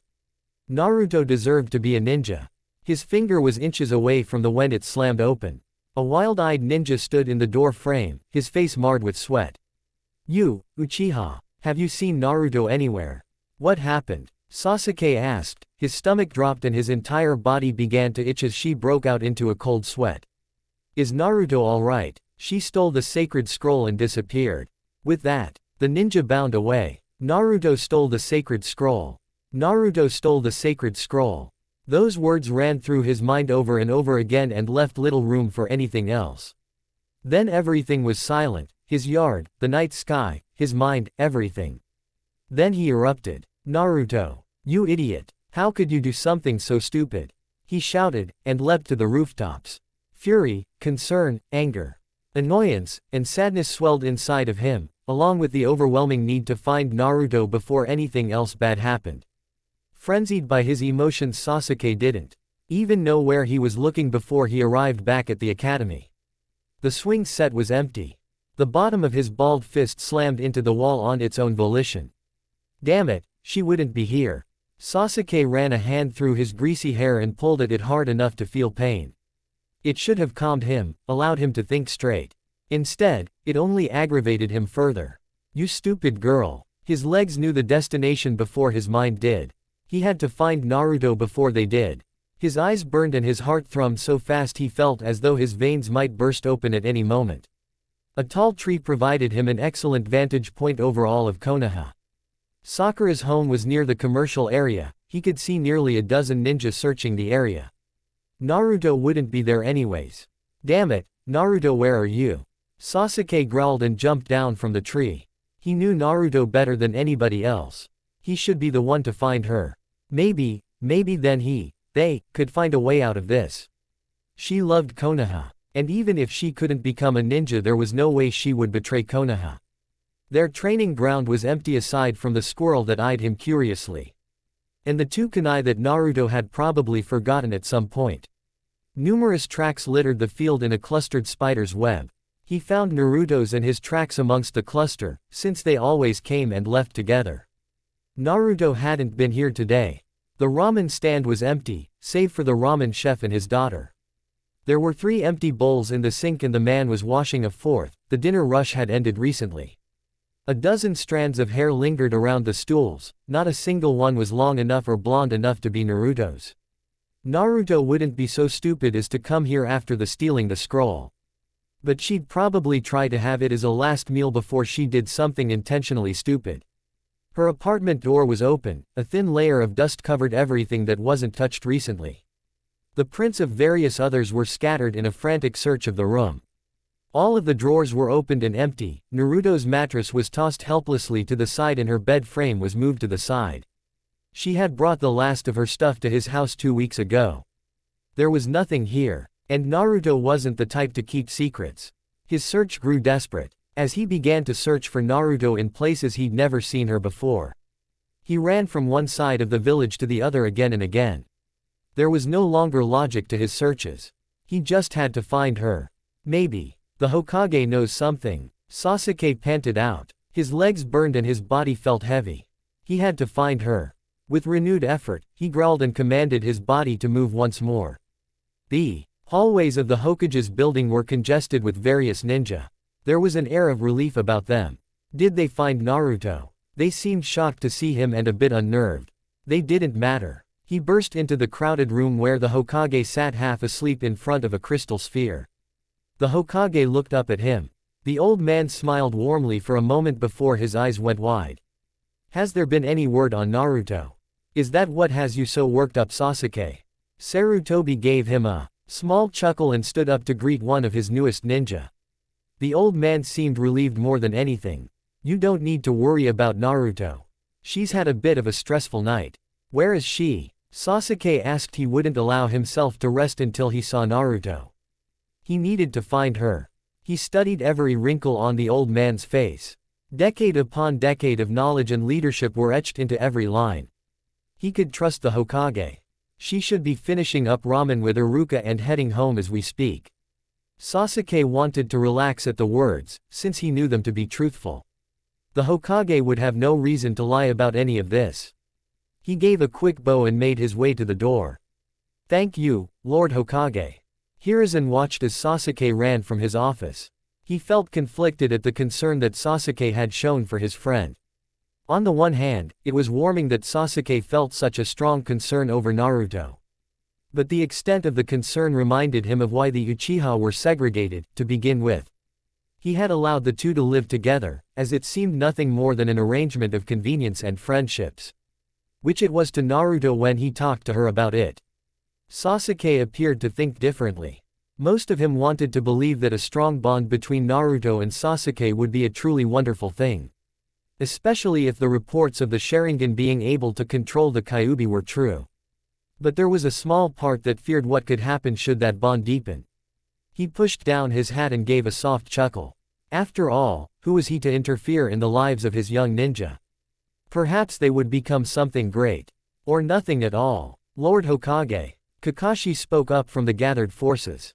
He spoke in that same lazy drawl he always spoke in when not in the heat of battle. Do you think he realized that he unlocked the Sharingan? Hiruzen could only laugh. No, Kakashi. I think the only thing on his mind is Naruto. Their home was just as he left it. Naruto's meal was still on the table untouched and likely inedible at this point. The only exception was Naruto's shoes haphazardly tossed off nearly halfway into the hallway. Sasuke let out a breath he didn't even know he was holding and walked forward. Naruto's jacket lay in front of her open door. He peered in and saw her laying on top of her bed in a tight ball. Her back was to him. Naruto. She gasped and choked out a soft sob. Are you okay? Sasuke walked forward, stepping into her room with utmost care. He walked towards the bed and looked over at her. Her cheeks were stained with tears. In her hands, she clutched a headband close to her stomach. "Nu huh," Naruto mumbled. She shook her head no and tried to press her face away from him. She looked so vulnerable, so unlike the strong and loud Naruto he enjoyed spending time with. Sasuke pressed his knee against the bed and grabbed Naruto's shoulder. Even as he pulled it up, she made an effort to keep her face buried in the sheets. Do you want to talk about it? No. He sat down on her bed and stared at her for a moment. The last time she was like this, she stole a sacred scroll. Do you want me to leave? There was a moment of silence as Naruto's soft sob stopped. No. He could have just laid down next to her, but that wasn't enough for him. He pushed down on the mattress and slid his arm underneath her slender waist. He pulled her in close and wrapped both arms around her. She felt cold, her hair was dirty and smelled of sweat, but he didn't care. This was for him just as much as it was for her. He wanted this, he wanted to hold her whenever she fell down. It felt so very right. Even if he was tacky. In advantage of Naruto's vulnerable state. It didn't matter. His eyes began to feel heavy. It would be so easy to fall asleep right now, with her safe in his arms. Where she belonged. Just before sleep, he could take him. Naruto squirmed out of his arms and flipped around. It might have been too much to ask. Naruto slid down and buried her face into his chest. He could feel small damp patches appear on his shirt. She wrapped her arms around him and squeezed him tightly. Sasuke smiled and returned her squeeze with one of his own. He wrapped his arms around her and ran one hand up and down her back. I know why. Naruto mumbled into his chest. Why what? Why everybody hates me? Sasuke swallowed hard and pulled Naruto closer. He wanted to tell her how he felt. But it didn't feel right, he didn't even know what he could say. Then, just as his eyes were about to close, the words came to him. I don't hate you. It would be so easy to kiss her right now. All he had to do was lean over an extra 2 inches. If he did it right now, he could blame it on only being half awake. It'd be a lie, he'd been awake for the past 10 minutes just staring at her. She was the river in his desert, the source of his joy in life.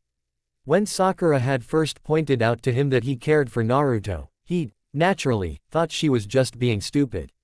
Later that very same day, however, he realized that he did indeed like Naruto. At first, it didn't make any sense. How could he possibly like Naruto as anything more than a friend? The hyper-awareness of his feelings for Naruto only caused him to watch her more closely. Slowly he came to accept his feelings for her. She was amazing, always cheerful and loud, and yet she understood him better than anybody. How could he not like Naruto as something more than a friend? It was why he pressed her so hard during their training. Even if she might be safer as a civilian, she would never be happy like that. That was why she needed to pass now with him so that he could protect her. Last night taught him many things. The first was a clarification of his own feelings for Naruto. She was beyond important to him, he didn't know what to do when she wasn't around. Sakura would swoon and say that he was in love with the blonde. The word didn't bother him. The second was that Naruto had a vulnerable side. It was a soft, quiet side that seemed so out of place. Sasuke squeezed her tighter. It might be selfish, but he liked this side of Naruto, if only because of their current position. Which brought him to the third thing he learned. He was a cuddler. Final thing he learned was that there was a reason why the villagers seemed to dislike Naruto, even more than they disliked him for being an Uchiha. And now Naruto knew what that was. The idea of Naruto doing something to make the majority of Konoha hate her seemed so out of place for her. No, it had to be something simpler than that. It had to be part of who she was. I will never hate you, Sasuke whispered softly. He brushed a bit of hair from her face and smiled. Naruto was such a heavy sleeper. His body moved on its own, centimeter by centimeter he closed in on her. Blue eyes opened a crack. They were unfocused and lacked the normal light Naruto had when she was awake. Bastards trying to kiss me, she mumbled. Sasuke froze as Naruto stared at him, still mostly asleep. He didn't dare to move a single muscle. If he had any luck at all, Naruto would simply fall back asleep. But wouldn't it be a good thing if Naruto discovered how he felt about her? Maybe if she did, they could spend every night like this.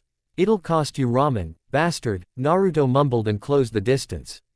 She pressed her lips on Sasuke, landing half on his lips and half on his cheek. Less than a second later Naruto let out a loud snore. Sasuke blinked. Naruto, admittedly while half asleep, had kissed him. Well, it was half a kiss. She had then fallen asleep during said kiss. He wasn't sure which part shocked him more. Still, he wouldn't mind doing it again. He pushed Naruto off of his face and smiled up at the ceiling. At some point, he'd tell Naruto that she slept through their first kiss. That was important to girls, right? Naruto woke up to a strange yet delicious smell. Her body hurt from the previous night's events, but she felt oddly good as well, both emotionally and physically. It was like she had just pulled off the biggest band-aid of her life. The wound was still there, but it was now scabbed over and free to breathe the fresh air. She now knew why people had hated her, why there were whispers. Why parents forced their kids away from her, why she was alone. I will never hate you. Those words that Sasuke had told her brought a smile to her face at first. But would Sasuke still be okay knowing that she had the Kyuubi sealed inside of her? The question left her mouth dry. She rolled over and found the still warm spot where Sasuke had been. It felt nice to know that Sasuke would hold her as she slept for no other reason than she was his friend. The warmness that the feeling brought was squelched by the pain of hunger that was slowly growing in her stomach. A sweet smell wafted into her nose, fanning the fires of her hunger so much it burned out all other thoughts from her mind. Her feet hit the ground without conscious thought, guided purely by her nose. The only reminder that she wasn't floating to the kitchen was the cold floor on her bare feet. Sasuke didn't turn to regard her, his focus solely on the pan before him. He worked the spatula the same way at old man Ichiraku worked his ladle at the ramen stand. It was a beautiful sight for her stomach. She sat down at her spot at the table, and barely a moment passed before Sasuke whirled around and placed a plate in front of her. Two beautifully browned pancakes were stacked with utmost care, a pat of butter sat in the center and sliding to one side in a pool of its melted self. With a flourish, Sasuke poured a cascade of thick syrup down onto her food. Tears fell from her eyes and a fork appeared in her hand. Bite after bite made its way into her mouth the same way she ate ramen. She finished nearly a fourth of the first pancake in one massive chomp that left a train of syrup dripping down her chin. "You are such a messy eater," Sasuke chided her as he sat down opposite her with his own stack of pancakes. With knife and fork, he took small measured bites. Naruto wiped the syrup from her face and smiled at Sasuke. "Yay, I didn't know you could make pancakes." Sasuke shrugged and took another painfully small bite. He paused and stared at the pancakes, the light half-smirk that normally graced his face when they were together vanished and his lips became a hard flat line. "My brother used to make them for celebrations." The pancake she was cutting into no longer seemed quite as inviting to Naruto. Sasuke hadn't told her much about Itachi. He talked in detail about his father and mother. But Itachi was somebody that she had to learn about elsewhere. Sakura had told her that Itachi was the reason why Sasuke was alone. "What are we celebrating?" The smile returned and Sasuke shook his head. He began to cut another measured bite of pancake. "Oh, to both of us becoming a ninja. Hopefully, we end up on the same team too." "Oh yeah. Hey, if we do end up on the same team, can we have pancakes again?" Naruto couldn't help but let the excitement burst from her. With just her fork she carved another section of pancake and folded it into her mouth. Sasuke hummed a little, nodding faintly. Maybe." The sound of forks scraping against plates replaced their conversation. It was a silence of two parts, the comfortable silence of familiarity and the deafening silence of being afraid to speak. Sasuke broke the silence first.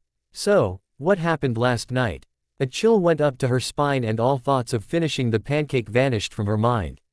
Her throat suddenly seized up and she looked at Sasuke. The look on his face was not one that she was overly familiar with. It weirded her out but at the same time sent a warm tingle through her body. Mizuki kind of tricked me into stealing the sacred scroll. He said if I learned a jutsu that I'd be a ninja." She tried to bring back the silence by poking at her pancake, now so laden with syrup that it broke apart at the slightest jostle. Sasuke would have none of it. "And then what happened?" Sasuke asked her. His plate had been pushed to the side. He folded his fingers in front of his face and stared intently at her. Naruto caught her trembling lip between her teeth and fidgeted in her seat.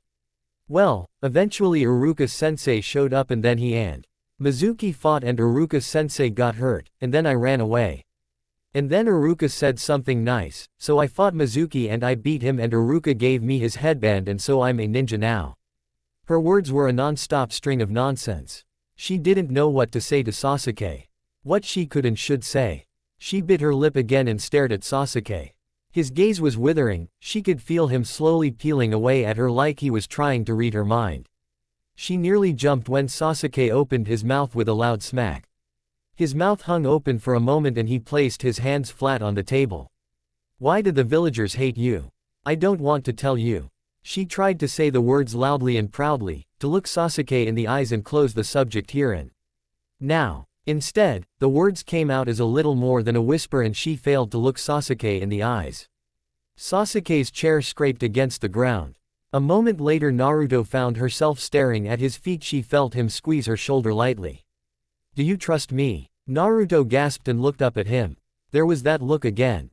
That look that she didn't quite know what to think about. She shook her head and closed her eyes tight. "No, I just don't want you to know, okay?" She didn't mean for it to come out as a question. "Well, if you ever want to tell me, I'll be there for you." He let go of her shoulder and walked past her. Again she found herself smiling at his words. "Oh, did you learn a jutsu from the scroll?" Naruto was out of her seat in an instant. "Yeah, you wanna see it? It's really cool." "Sure, I wanted to do some training before we find out our teams anyways." He gave her a warm smile that lasted until he started to blush. "Oh, and Naruto. Yay, your hair looks good when it's down." She blamed the pancakes for her cheeks burning. Kakashi had expected many things. But a team of kids that looked like they were functional before any teamwork training was not on that list. Once again he'd failed to follow his own advice about expecting the unexpected. Alright, why don't you all introduce yourselves? What do you mean, sensei? Can you give us an example? The pink-haired one asked as she squirmed next to Naruto.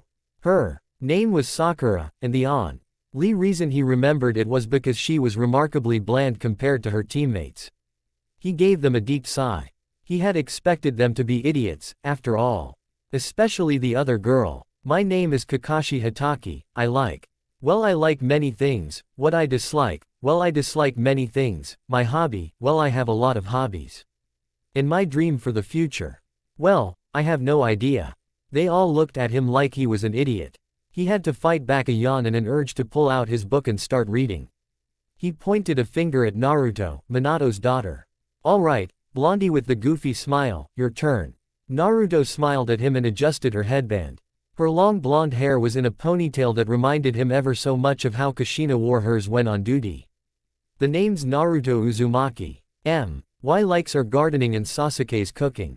I dislike it when Sasuke won't let me eat ramen, and when he makes me study history. My hobbies are gardening and taste testing. And my dream for the future is to become the greatest Hokage. Kakashi noticed the blush that formed on Sasuke's face. He'd let that stew for a little bit. And you with the pink hair. My name is Sakura Haruno, my likes are. The girl blinked and seemed uncertain of what to say. I like to read, my dislikes are yay, my hobbies are reading I guess. Dream for the future is, to not be, I don't really know. He felt for the girl as a fellow aimless traveler on the road of life. And now the boy in the group. Sasuke closed his eyes and leaned back. He smacked his lips once and opened his eyes to the sky. They flicked towards Naruto and a smile grew on Sasuke's face.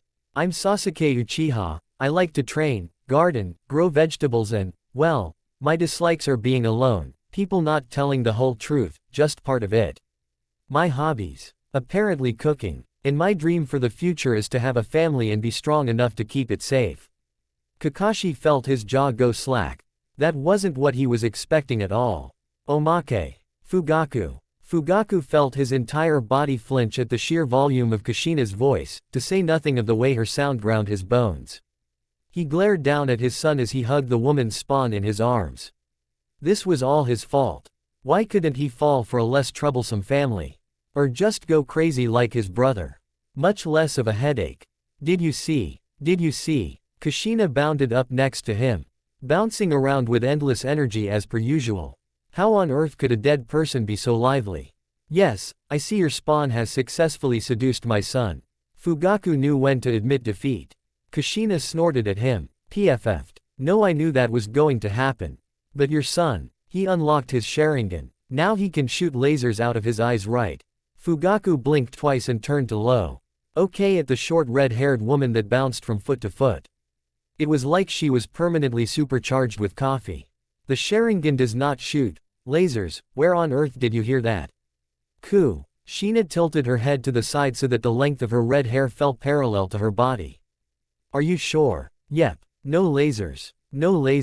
I see. The woman paused for a moment and for once seemed to be a normal person.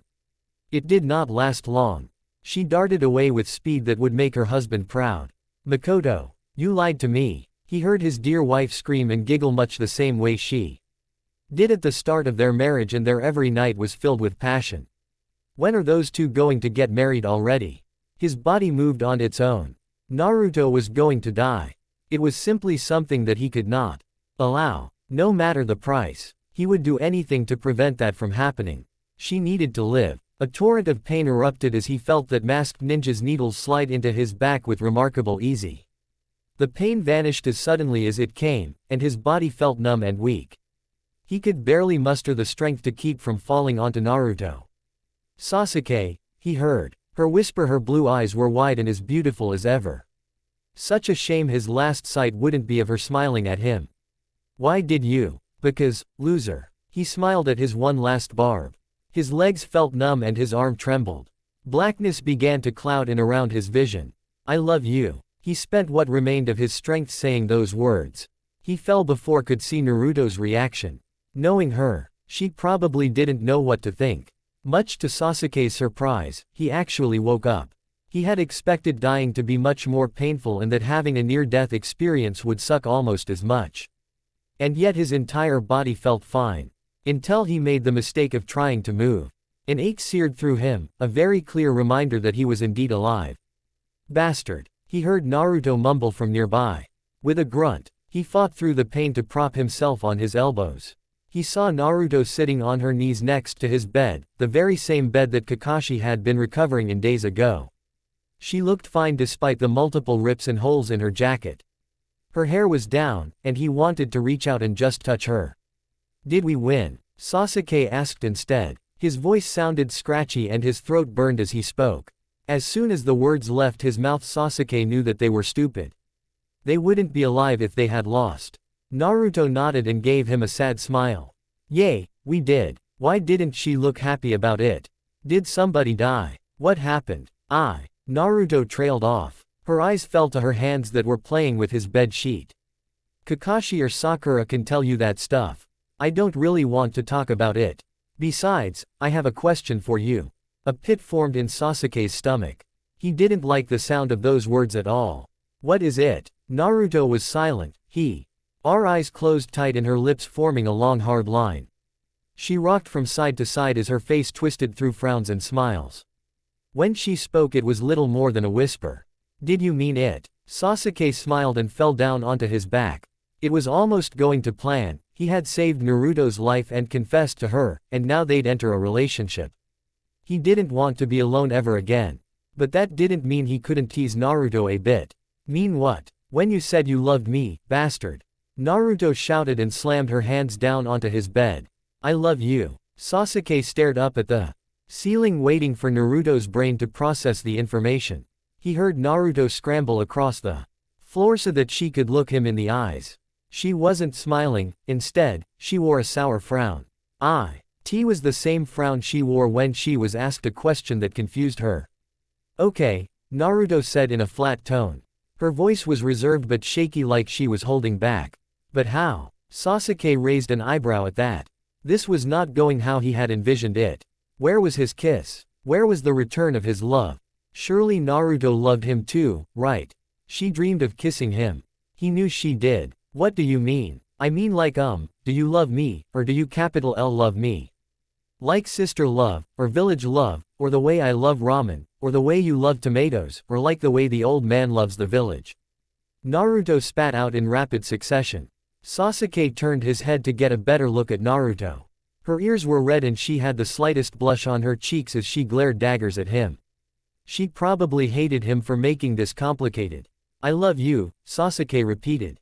Naruto jolted like she had just been shocked, her face reddened further and her hair stood on end. Her cheeks puffed out as she stopped breathing for a second. She looked ready to burst at any moment. Bastard. I want to know how. I want to kiss you, Sasuke admitted with a sly smirk. He meant it too, he wanted to kiss her right there and then.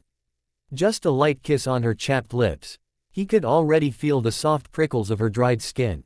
A deep silence fell across them. Naruto's turmoil was evident on her face. She fidgeted nervously and her mouth kept moving like she was speaking, but not a word came out. Until at long last she came to a stop, stared Sasuke right in the eyes and spoke a single word, why? Because she made life bearable. Because he couldn't imagine life without her.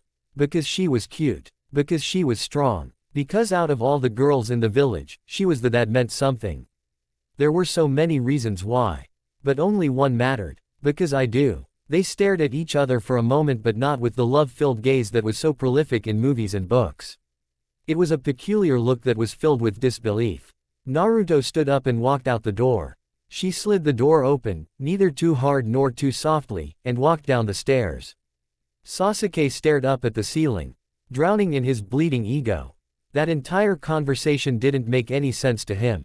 Where was the joy, the excitement? Naruto should have been happy that he loved her. She felt the same way. He knew she did. She had dreams about kissing him. A primal scream Sasuke knew all too well came from outside. It was the scream that Naruto did whenever she had no idea what to do and was frustrated. Only this one was much louder than normal. Stupid bastard. He just Bastard. Stupid. Gra. When I deblau. Raw. Naruto raved and ranted as though each word was capitalized for extra volume. Her sentence ended in a loud crack, followed by the sound of a tree falling over. Now that was closer to the reaction he had suspected from Naruto, although still far from his hopes. You can't avoid him forever, you know. Naruto glared at Sakura as they finished packing for the trip home. Sakura wasn't even looking at her. She was just happily packing her stuff, with a slight smile. That was only ever worn by somebody that had accepted their place in life. It was the type of smile that was worn by people who like to give unwelcome advice. I can try. You literally live with him. And believe me, it's hard to avoid even somebody you don't live with.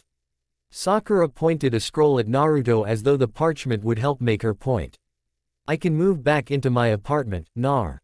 Yuto mumbled as she grabbed the scroll from Sakura's hand and jammed it in with the rest of her scrolls.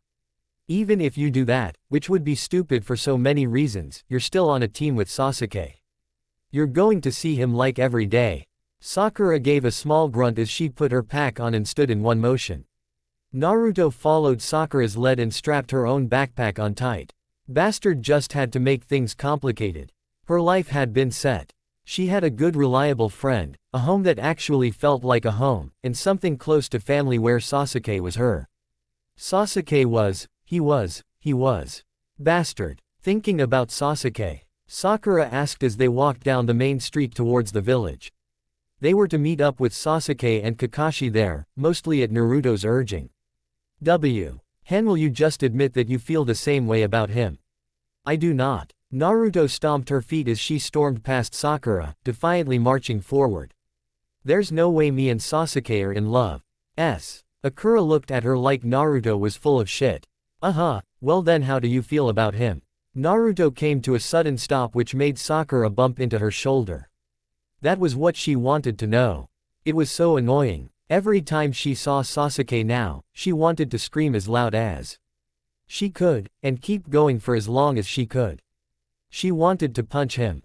And she absolutely did not want to kiss him. What was worse was that her dreams were betraying her.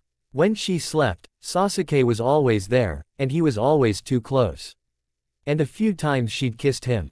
She hated Sasuke as much as she loved him. Wait. No, that's wrong. She just hated him. Sakura go to hell, Naruto thought. There's no way that she could ever let herself love Sasuke.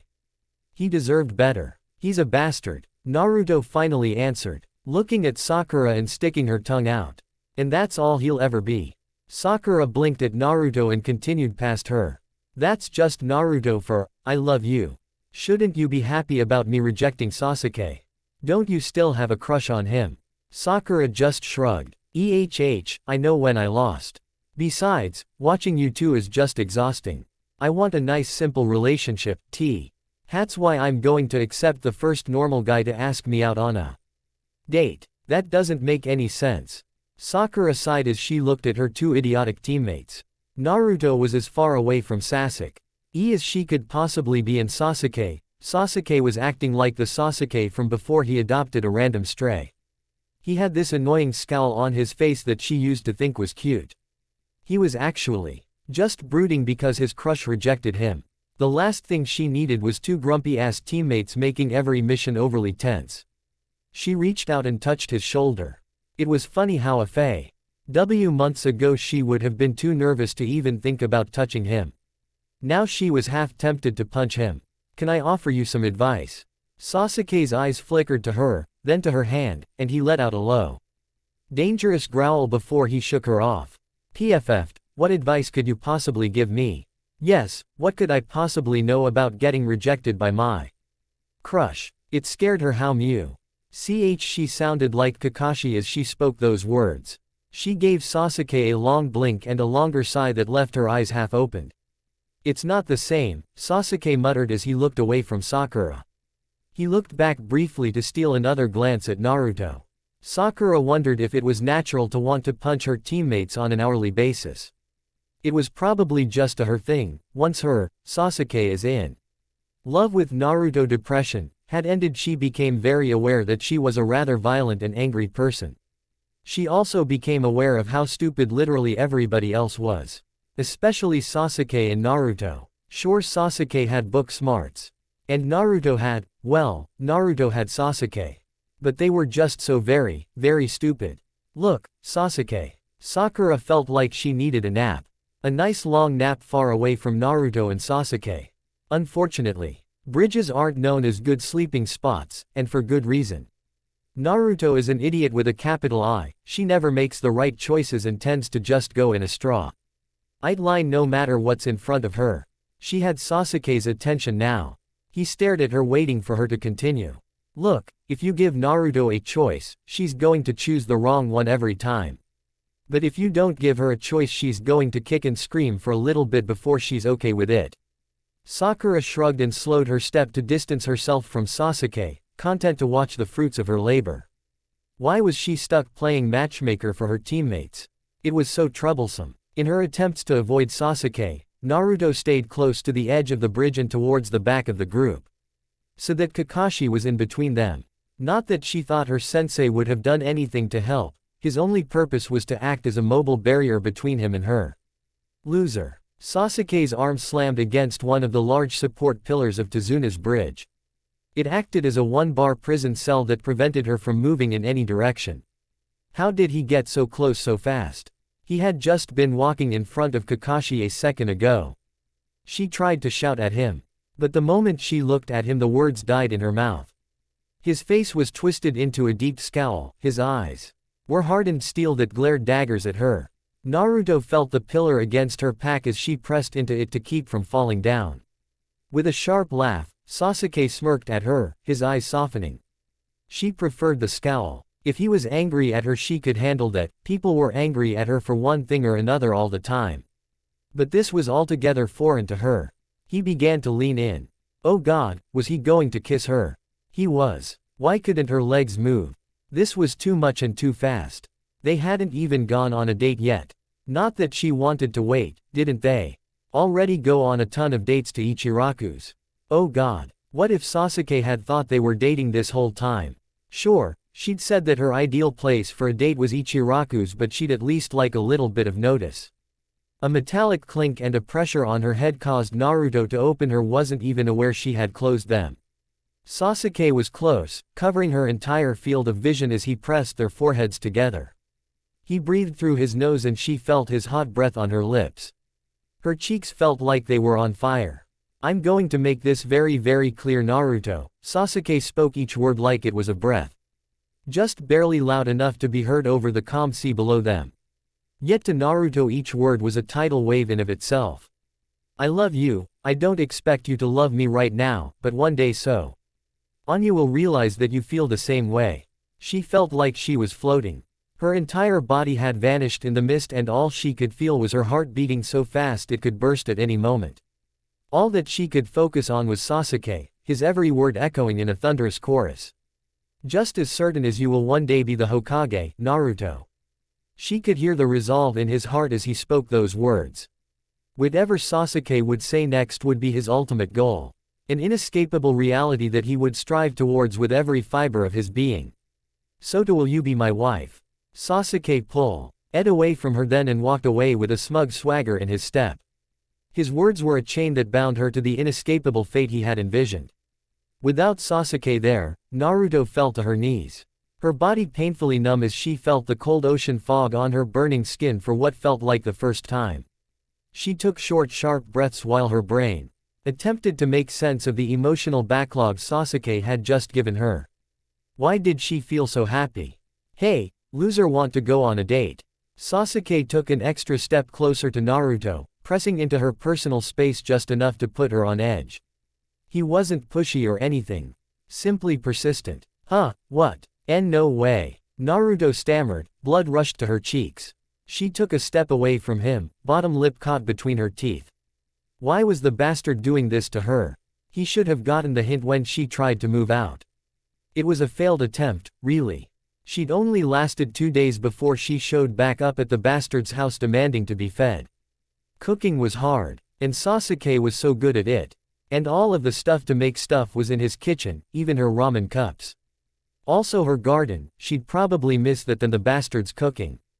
At least the bastard hadn't tried anything since they got back from Wave Country. Once she moved back in, things had returned to normal. And aside from Sasuke doing that stupid smirk of his whenever she caught him staring at her, everything had been just like it was before. At least until now. Sasuke brushed his knuckles against her cheek and flipped her ponytail back over her shoulder. He hadn't changed her hairstyle because he said he liked it like that or anything. He was just right that it was easier and looked better on her, even Sakura agreed. Okay, Sasuke shrugged. A soft smile formed on his face. Want to go get ramen, then take a walk together, and spend the night watching a really bad movie? Naruto blinked. That actually sounded like a lot of fun. Plus ramen. It had been so long since she had ramen. Mostly because it was cheaper to eat at home. And Sasuke was a good cook. Yeah, that sounds like fun. That stupid smirk that she hated so much appeared on Sasuke's face. It was that same stupid smirk he gave her when he said all that stuff. He was such a bastard to say that she'd be the Hokage and then make it so she couldn't be happy because he said she was going to be his wife in the future. Bastard. It's a date then. What? Naruto sprinted to the other side of the road and pressed herself up against the wooden fence desperate to get away from Sasuke. Her face felt hot, breath was short. She stared at Sasuke wide-eyed. He tricked her. BB bastard. Without thinking Naruto ran in a random direction. Sakura stared at Sasuke as he smiled at Naruto's retreating form. She folded her arms and tapped her foot lightly on the ground. Honestly, she didn't even care that you brushed her cheek or the fact that you were holding hands earlier, but asking her out is too much. I could probably kiss her if I didn't say anything. Sasuke shrugged and began to walk in the direction Naruto had gone. It was weird seeing Sasuke this happy. Like really weird. Sakura fell in beside Sasuke and stared at him with a critical eye. Naruto was right, Sasuke was definitely a bastard. You're enjoying this, aren't you? Sasuke's smile only grew. I do find it rather cute. Sadistic bastard. Sakura slowed her steps so that she could freely glare at the back of Sasuke's head. It was like watching a cat play with its food. Sasuke pretty much had Naruto in the palm of his hand and yet he was letting her run around like an idiot. Naruto was on a whole different level. It was painfully obvious that the girl relied on Sasuke for everything from food to emotional support. It was equally obvious that Naruto returned Sasuke's feelings deep down. Hell, when the blonde idiot wasn't aware of it, she got as close to Sasuke as possible. She just wished that they would get together already. She would take Naruto and Sasuke being lovey-dovey with each other over this crap, any day of the week. Honestly, all this whole one true love stuff was bullshit. There was no way in hell she was going to fall for that again. Look, sorry about your nap or whatever but quick I need you to act like you're asking me out. Naruto's frantic whispers echoed from around the corner. Sasuke froze mid-step. His left eye was twitching and Sakura could see it rapidly alternate between red and black. This was probably the angriest she'd ever seen him. No, go away Naruto. Every syllable sounded like it was a yawn. Man, you're such a drag. Naruto appeared from around the corner, pulling on both of Shikamaru's arms. The boy leaned back as far as possible, his head bobbing helplessly with each step. Come on Shikamaru. I just need you to do this one thing for me. A date isn't one thing Naruto, Shikamaru mumbled. Besides you're not my type, you're way too energetic. There's no way in hell I would date you. Quote, I think you should take her up on the date Shikamaru, you won't be able to do much better than Naruto with your personality. Ino came from behind and pushed Shikamaru forward. Shikamaru's eyes went wide as he fell forward with Ino's push and Naruto's pull, right into the waiting arms of Naruto. In a masterful move, Naruto managed to position them so that they appeared to be in a lover's embrace. Choji appeared behind her as well, bag of chips in hand. Ino's right. Besides, Naruto isn't that bad. A low growl resonated from deep within Sasuke. His jaw was clenched and his fists were balled so tightly it hurt. Then he took a deep breath and his body relaxed. He entered a state of tranquility that was almost more frightening than his anger. He stalked forward. Sakura sighed and followed after Sasuke just in case he did something stupid. which given how Sasuke was practically green with jealousy, was very likely. "Oh, hey, Sasuke. What are you doing here?" Ino all but shouted, batting her eyelashes with every other word. "Here to take me out on a date." If Sasuke heard Ino, he didn't respond. His eyes were locked onto Naruto, who tried her best to keep Shikamaru pinned to her. He let out a long breath and spoke softly. "Loser. Hey, bastard." Naruto tried to sound cheerful and happy. "Listen, I can't go out with you because I'm going to go out with Sasuke, I mean Shikamaru. Now and he's going to be my boyfriend, so there's no way that I could ever." "Shut up." Sasuke grabbed Naruto's hand with his own, and gripped Shikamaru's shoulder. He separated them with ease and began to pull Naruto away. "We're going to go eat ramen and you're going to enjoy it." Despite her earlier protest, Naruto just followed along and nodded dumbly. Sakura watched as her teammates vanished around another corner and let out a deep sigh. She wondered if perhaps it was too late to request a transfer. "Sakura!" Ino shouted with enough volume that even Naruto would be impressed, and grabbed onto Sakura's shoulders. She shook Sakura 3 times. "What the hell was that? Did you see that? Explain, pig." Sakura peeled Ino's hand off her shoulder like it was a piece of trash. She smacked her lips and looked at Ino with her eyes only half opened. That was Sasuke getting jealous over Naruto. "I know, but I want to know why." Ino whined and placed her hand back on Sakura's shoulder. She leaned in close enough that their foreheads were nearly touching. "Are they together?" "Technically no, but Sasuke's in love with Naruto and Naruto's in denial about being in love with Sasuke." Sakura let out another long sigh. "Honestly, those two are so troublesome." Ino's eyes went wide. She released Sakura and sprinted after Sasuke and Naruto, her arms in the air. "There's still hope for us, Sasuke. I'm blonde and less stupid." Shikamaru picked himself up off the ground and eyed her carefully. "What about you? Weren't you in love with Sasuke too?" It didn't surprise her that Shikamaru was unaware that she had changed a month before they graduated.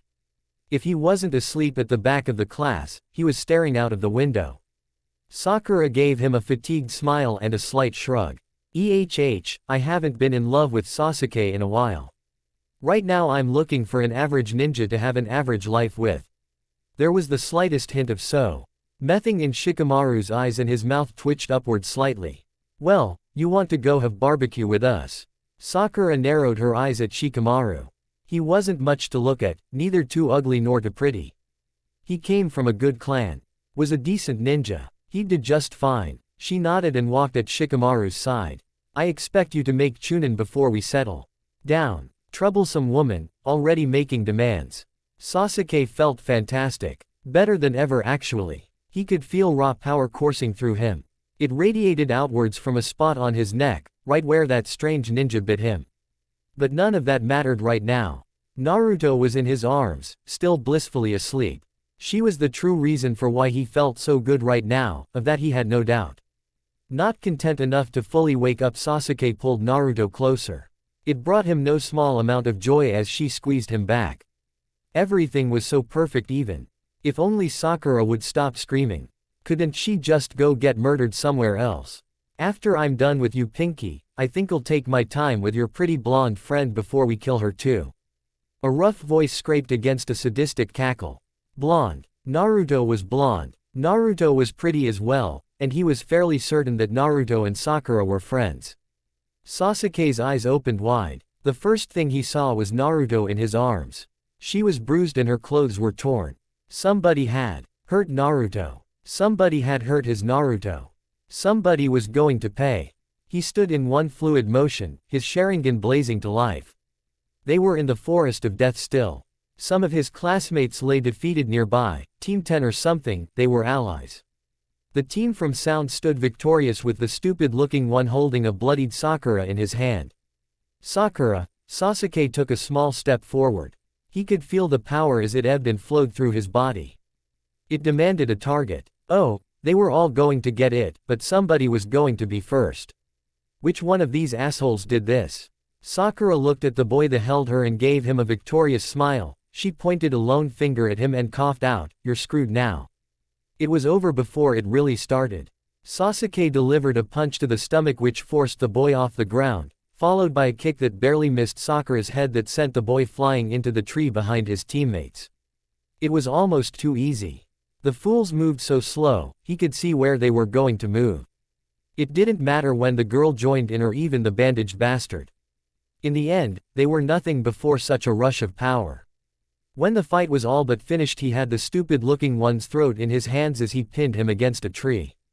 Sasuke twisted his head to the side and let out a low growl.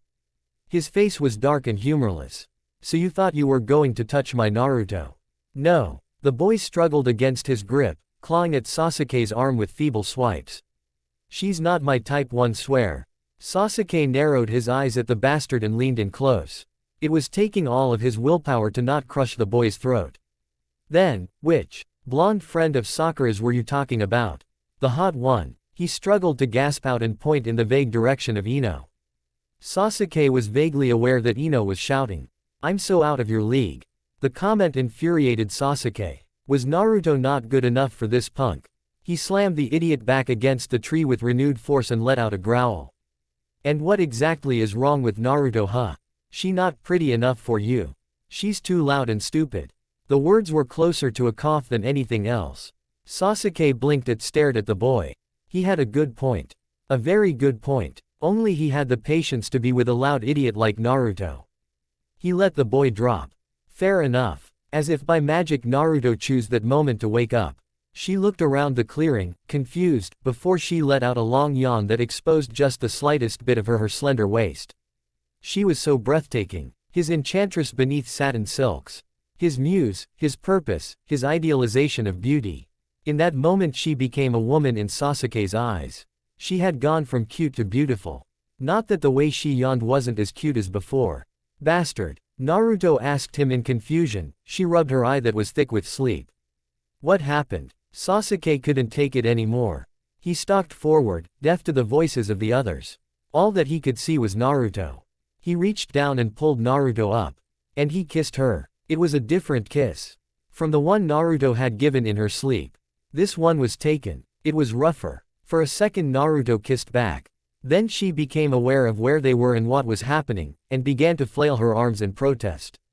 It was a good kiss. But he couldn't wait for the day when Naruto would freely give her kisses to him. He imagined her kisses given when she was awake would be his favorite. 4x Omake 4x. Lord Orochimaru. Orochimaru sighed. Clearly Kabuto had no idea what it meant to be undercover. A Junin from the waterfall village that was sat within earshot spat out his drink. He'd have to be dealt with later. Yes. Random Konoha ninja I've never seen before in my life. Not his smoothest line. My apologies. Kabuto bowed low, getting an odd look from another ninja. But I believe you should know what happened in the forest. Orochimaru sighed and rolled his finger. Yes, my team got beaten by Sasuke Uchiha. What of it? Kabuto gulped and pushed his glasses up. The curse mark had an unforeseen effect on Sasuke. Get to the point, Kabuto. No point in cover at this point. It appears to have made him want to kiss the Uzumaki on his team.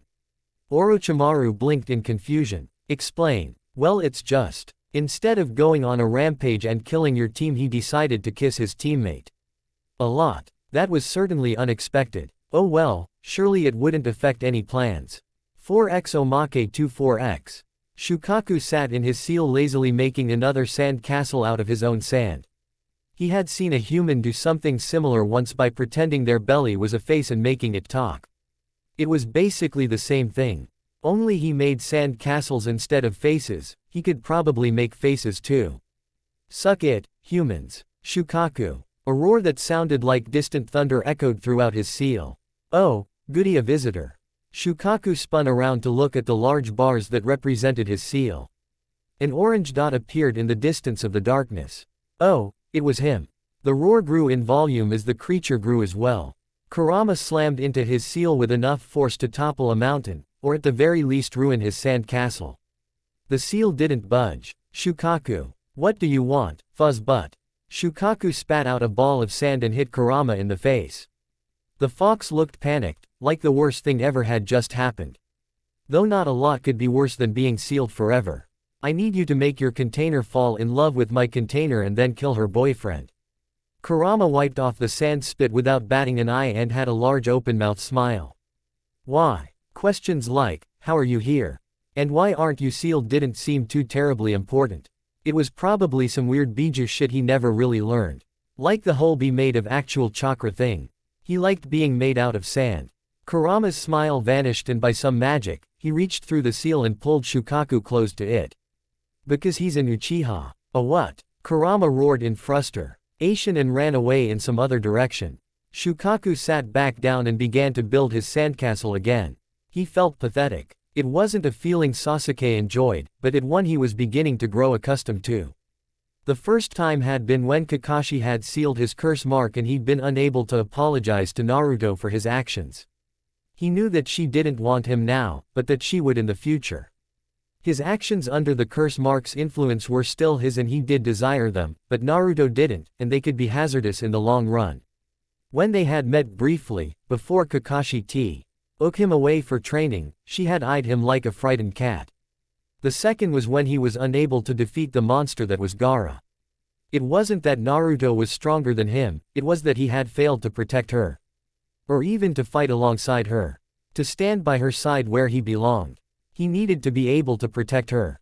His inability to do so gnawed at him constantly. And now, he stood there, unable to console Naruto. The death of the third Hokage weighed heavily on her.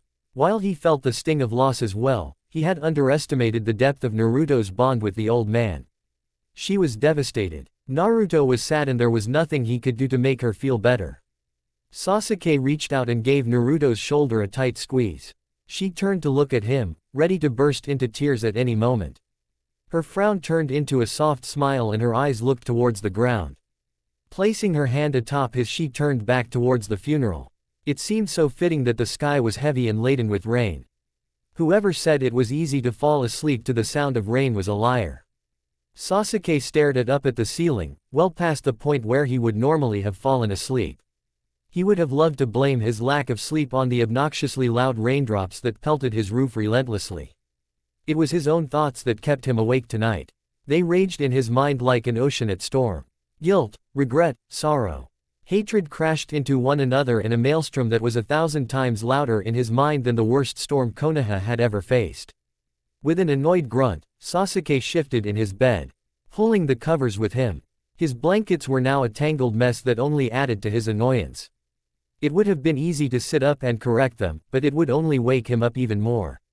Sasuke chased after sleep, weighed down by the distance between him and Naruto. Their rift was his fault for getting impatient and pushing Naruto's trust too far. Now everything seemed to be in danger. Sasuke. An unmistakable tingle ran up his spine as Naruto's raspy voice scraped against white noise of the rain. He turned sharply in his bed to see her ethereal form standing in the doorway. Despite the darkness, or perhaps because of it, her honey blonde hair seemed to glow. I don't want to be alone. There was a need in her voice that Sasuke knew all too well. He felt it every time he looked at her. So he hoped more than asked, do you want to sleep in here? The silence was 1,000 times louder than the rain. Sasuke waited with bated breath for her answer. He read at the ghost of her form for what felt like an age.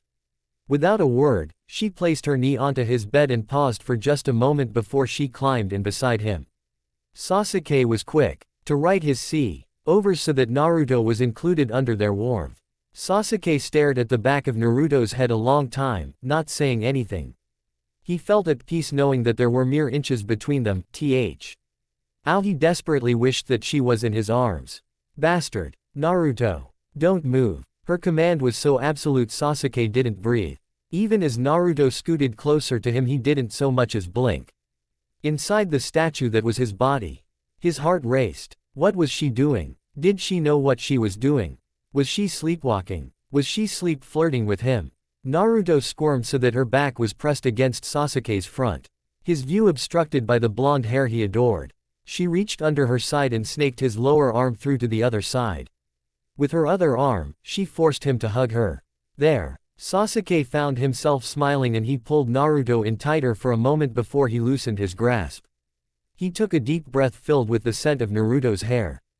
His eyes felt heavy and he thought that sleep would claim him at any moment. Good night Naruto. Mere seconds before he could fall asleep, Naruto spun around violently in his arms and kissed him. She wrapped her arms around his neck and pulled him harder into the small peck. For all the emotion behind it, the kiss was little more than a long forceful peck. Not that Sasuke minded. Naruto, he asked softly and backed away from her. This didn't seem right, after all the kicking and screaming. Why had she chosen now to start kissing him? What's wrong with you? Her blue eyes seemed to shine in the dark, her hand trailed a line to his cheek. Isn't this what you wanted? I want to be happy right now. She leaned forward and blubbered another kiss onto his lips. It felt so wrong for this to be the official start of their relationship. Sasuke resisted until she pecked at his lips a third time. And then the floodgates opened. He pressed against her, wanting this just as much as she did. I love you, Sasuke repeated, though he spoke the words as though he had never said them before. They tasted sweet now that he was not on death's doorstep. When Naruto pressed her face into his chest, he realized she had been crying. Yay, I love you, bastard. Quote. She hugged him tightly and whispered, please never leave me. Sasuke nodded and kissed her on the top of her head. Yay, I promise. So you're leaving, Naru. To let out a sigh as Sasuke handed her the pack that he had prepared for her. Yay, it'll only be for like a month or so. Remember to water the garden in the morning, the carrots and tomatoes need to be watered in the afternoon as well. She tried to pull the bag away, but Sasuke refused to let go of it. And you're leaving with a perverted old man, who you met how again? I told you I met the VY sage while you were with Kakashi learning the Chidori. He's the one that taught me how to summon toads. Naruto stomped her feet and grabbed the bag with both hands. Quit being so childish. Sasuke snorted at her. And I can't go. Why? I tried to get him to take you to, but he said that he wanted to teach me something awesome that's only for me and that you being there would be a distraction. ND that this is a for real serious training trip. She voice sped up, almost tripping over itself by the end, while she pulled harder and harder on the bag, until at long last she gave a mighty tug, pulling Sasuke towards her. They landed on the couch, the bag sandwiched between them. Another one of the bastard's plans, no doubt. It was like their whole relationship was a scheme to get a kiss from her. She glared at him, expecting to see that stupid smile he got when he won. Instead, his mouth formed a hard line. I have a bad feeling about this, Naruto.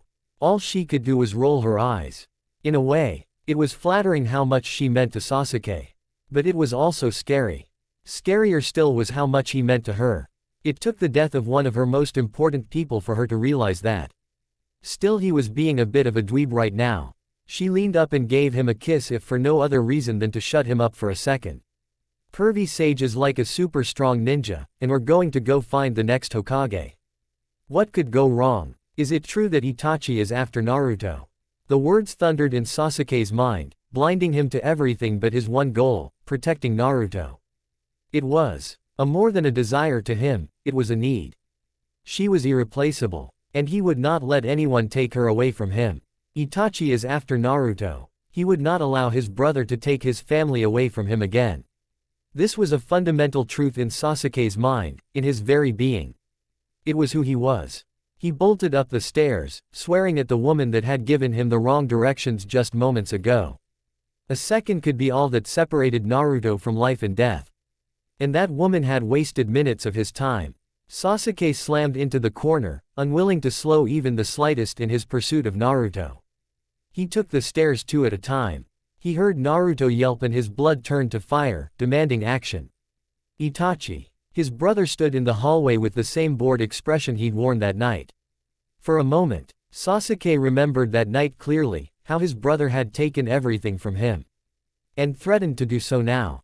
Naruto. Naruto stood struggling against the grip of a tall blue man. He was hurting Naruto. He was going to die. Naruto. Sasuke shouted to gain her attention. It was odd, his brother almost seemed shocked that he did not call out to him. Itachi stopped and his eyes widened. He looked between Naruto and Sasuke, and for a moment regret flashed across his face before it returned to that familiar cold mask. How unfortunate for you, brother. Stay away from her, Itachi. Sasuke growled as he prepared his soul ace against his brother. The Chidori. Kakashi had said to only use it to defend his fellow ninja. Naruto was that and so much more. It was all over in a flash. His concentration broken as Itachi slammed him into the wall and dismissed his Chidori like it was nothing. Itachi's Mangekyo Sharingan activated and flared to life. It appears as though you have forgotten how to hate, brother. Allow me to remind you. Sasuke withered as he relived the night his parents died over and over, reopening the wounds that Naruto had healed. Sasuke grit his teeth and clung to the idea of Naruto in a desperate attempt to stay coherent. Even as he felt his consciousness fade, he held onto her name in desperation. He clung to the idea of Naruto as he weathered the storm of Tsukuyomi. When the jutsu ended, Sasuke felt his world spinning. It would have been so easy to fall. All he would have to do was stop. "You are still weak," Itachi whispered, his voice colder than ice. It stung knowing that his brother was right. He was weak, so very weak. He couldn't save Naruto. "Sasuke." Naruto's desperate plea woke him up. The world became clear, clearer than it ever had before. His body screamed at him. Drained from Itachi's torture, he grabbed Itachi's arm and jammed a kunai into his brother's elbow. You will not hurt her." He had to save Naruto. He needed to save Naruto. He would save Naruto. No matter the cost, she would live. His brother looked at him wide-eyed and then jumped away as Sasuke's kunai fell to the ground with a clang. A mixture of our prize and pride spread across Itachi's face. Mangekyo. Sasuke took a slow step forward, not trusting his leg. Every single cell in his body screamed in agony. It was not a lingering effect of Itachi's jutsu, no, this was something else. All it required was a command. "Susanoo. Save Naruto." Yellow flames erupted from Sasuke and a spectral skeleton appeared around him. It launched a long clawed hand outwards and separated Naruto from the blue man. "Kisame, we're leaving," Itachi almost whispered, still clutching his wounded arm. The blue man protested briefly and gave a swing at Sasuke's Susanoo before Jiraiya arrived. And he suddenly agreed that running was a good idea. With the battle over, Sasuke couldn't help but allow himself a small measure of pride. He had saved Naruto. His brother had wanted her and he'd stopped him. Without a word, Sasuke walked towards Naruto, every single joint groaning in agony. "I told you I had a bad feeling." With that small satisfaction, Sasuke allowed himself to fall forward. Knowing that Naruto would catch him. It was only flashes of awareness. Naruto crying, being carried. Kakashi talking, hospital wall, visitors, the word troublesome. The last thing he recalled was an unbearable pain as a woman reached into his mind and unjumbled everything. The tendrils of exhaustion bound him tightly to the bed. His entire body felt weighed down by sand, his mind lost in the fog. Still, he willed himself awake, if only just for a moment. His eyes strained against the near-blinding light of a full moon. Naruto was there. She used his bed as a pillow while she slept in a chair. A dopey smile on her face. The slightest dribble of drool stained the sheets. "Naruto," Sasuke choked out. Seeing Naruto had lifted the fog from his mind and things became clear. Itachi had gone after Naruto. And he had saved her. Somehow he had done the impossible and pushed Itachi away. He nudged Naruto on the arm again. "Naruto." Naruto stirred and let out the same groan she always did when he woke her up. With the smack of her lips, she sat up and looked at him, eyes still heavy with sleep. "What Chu-wan bastard." Sleepy Naruto was high on the list of his favorite Narutos. A fair amount of that fondness stemmed from the fact that Sleepy Naruto was also a cuddly Naruto. With great effort, Sasuke scooted to the side and flipped the blanket over. "Let me hold you." "MK," Naruto mumbled. Her dopey smile returned as she crawled onto the bed next to Sasuke. She collapsed and buried her face into Sasuke's shirt. Moments later she began to snore. With Naruto in his arms, Sasuke allowed himself to slip back into sleep. Sasuke let out a yawn as he walked home in the middle of the night with a bag of groceries in each hand. He would have preferred to wait until morning to get these things. But for one, Naruto had asked him to get them, two, she was suffering from something Sakura called Mother Nature's gift. So he had to be the one to get feminine care products for his girlfriend. He really just liked to think on that thought. Naruto quick to proclaim that she was his girlfriend. Despite the fact that he was still just the bastard, but he was her bastard. Naruto was his girlfriend. His dorky, loud, excitable, spazzy, hyperactive girlfriend. "We're here to take you to Orochimaru." Sasuke was vaguely aware of the 4 ninja that had appeared in front of him. Of them, only the redhead stuck out. He wondered how Naruto would have looked with red hair. Sasuke stepped to the side and continued to walk home. He had a girlfriend that was in mild discomfort to get home to. Not interested. What? The redhead shouted. They all began to walk after him. Listen here, shithead, we're offering you a chance to get power that you can't get in this shithole of a village.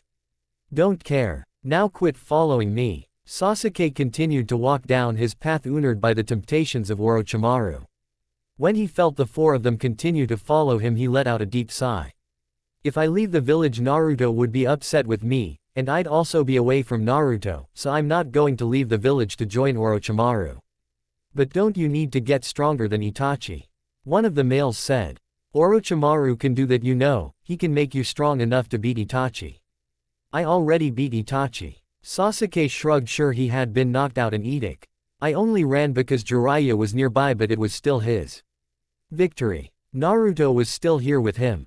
And nothing was going to change that. Besides, I only want to get stronger to protect Naruto. Not so much to protect Naruto as to bail her out of whatever trouble she got herself in. Being targeted by an evil organization. He'd be there. Too much paperwork. He'd be there. Out of ramen. He'd be there. Need for cuddling. He'd be there in a heartbeat. Couldn't do that if he was with Orochimaru.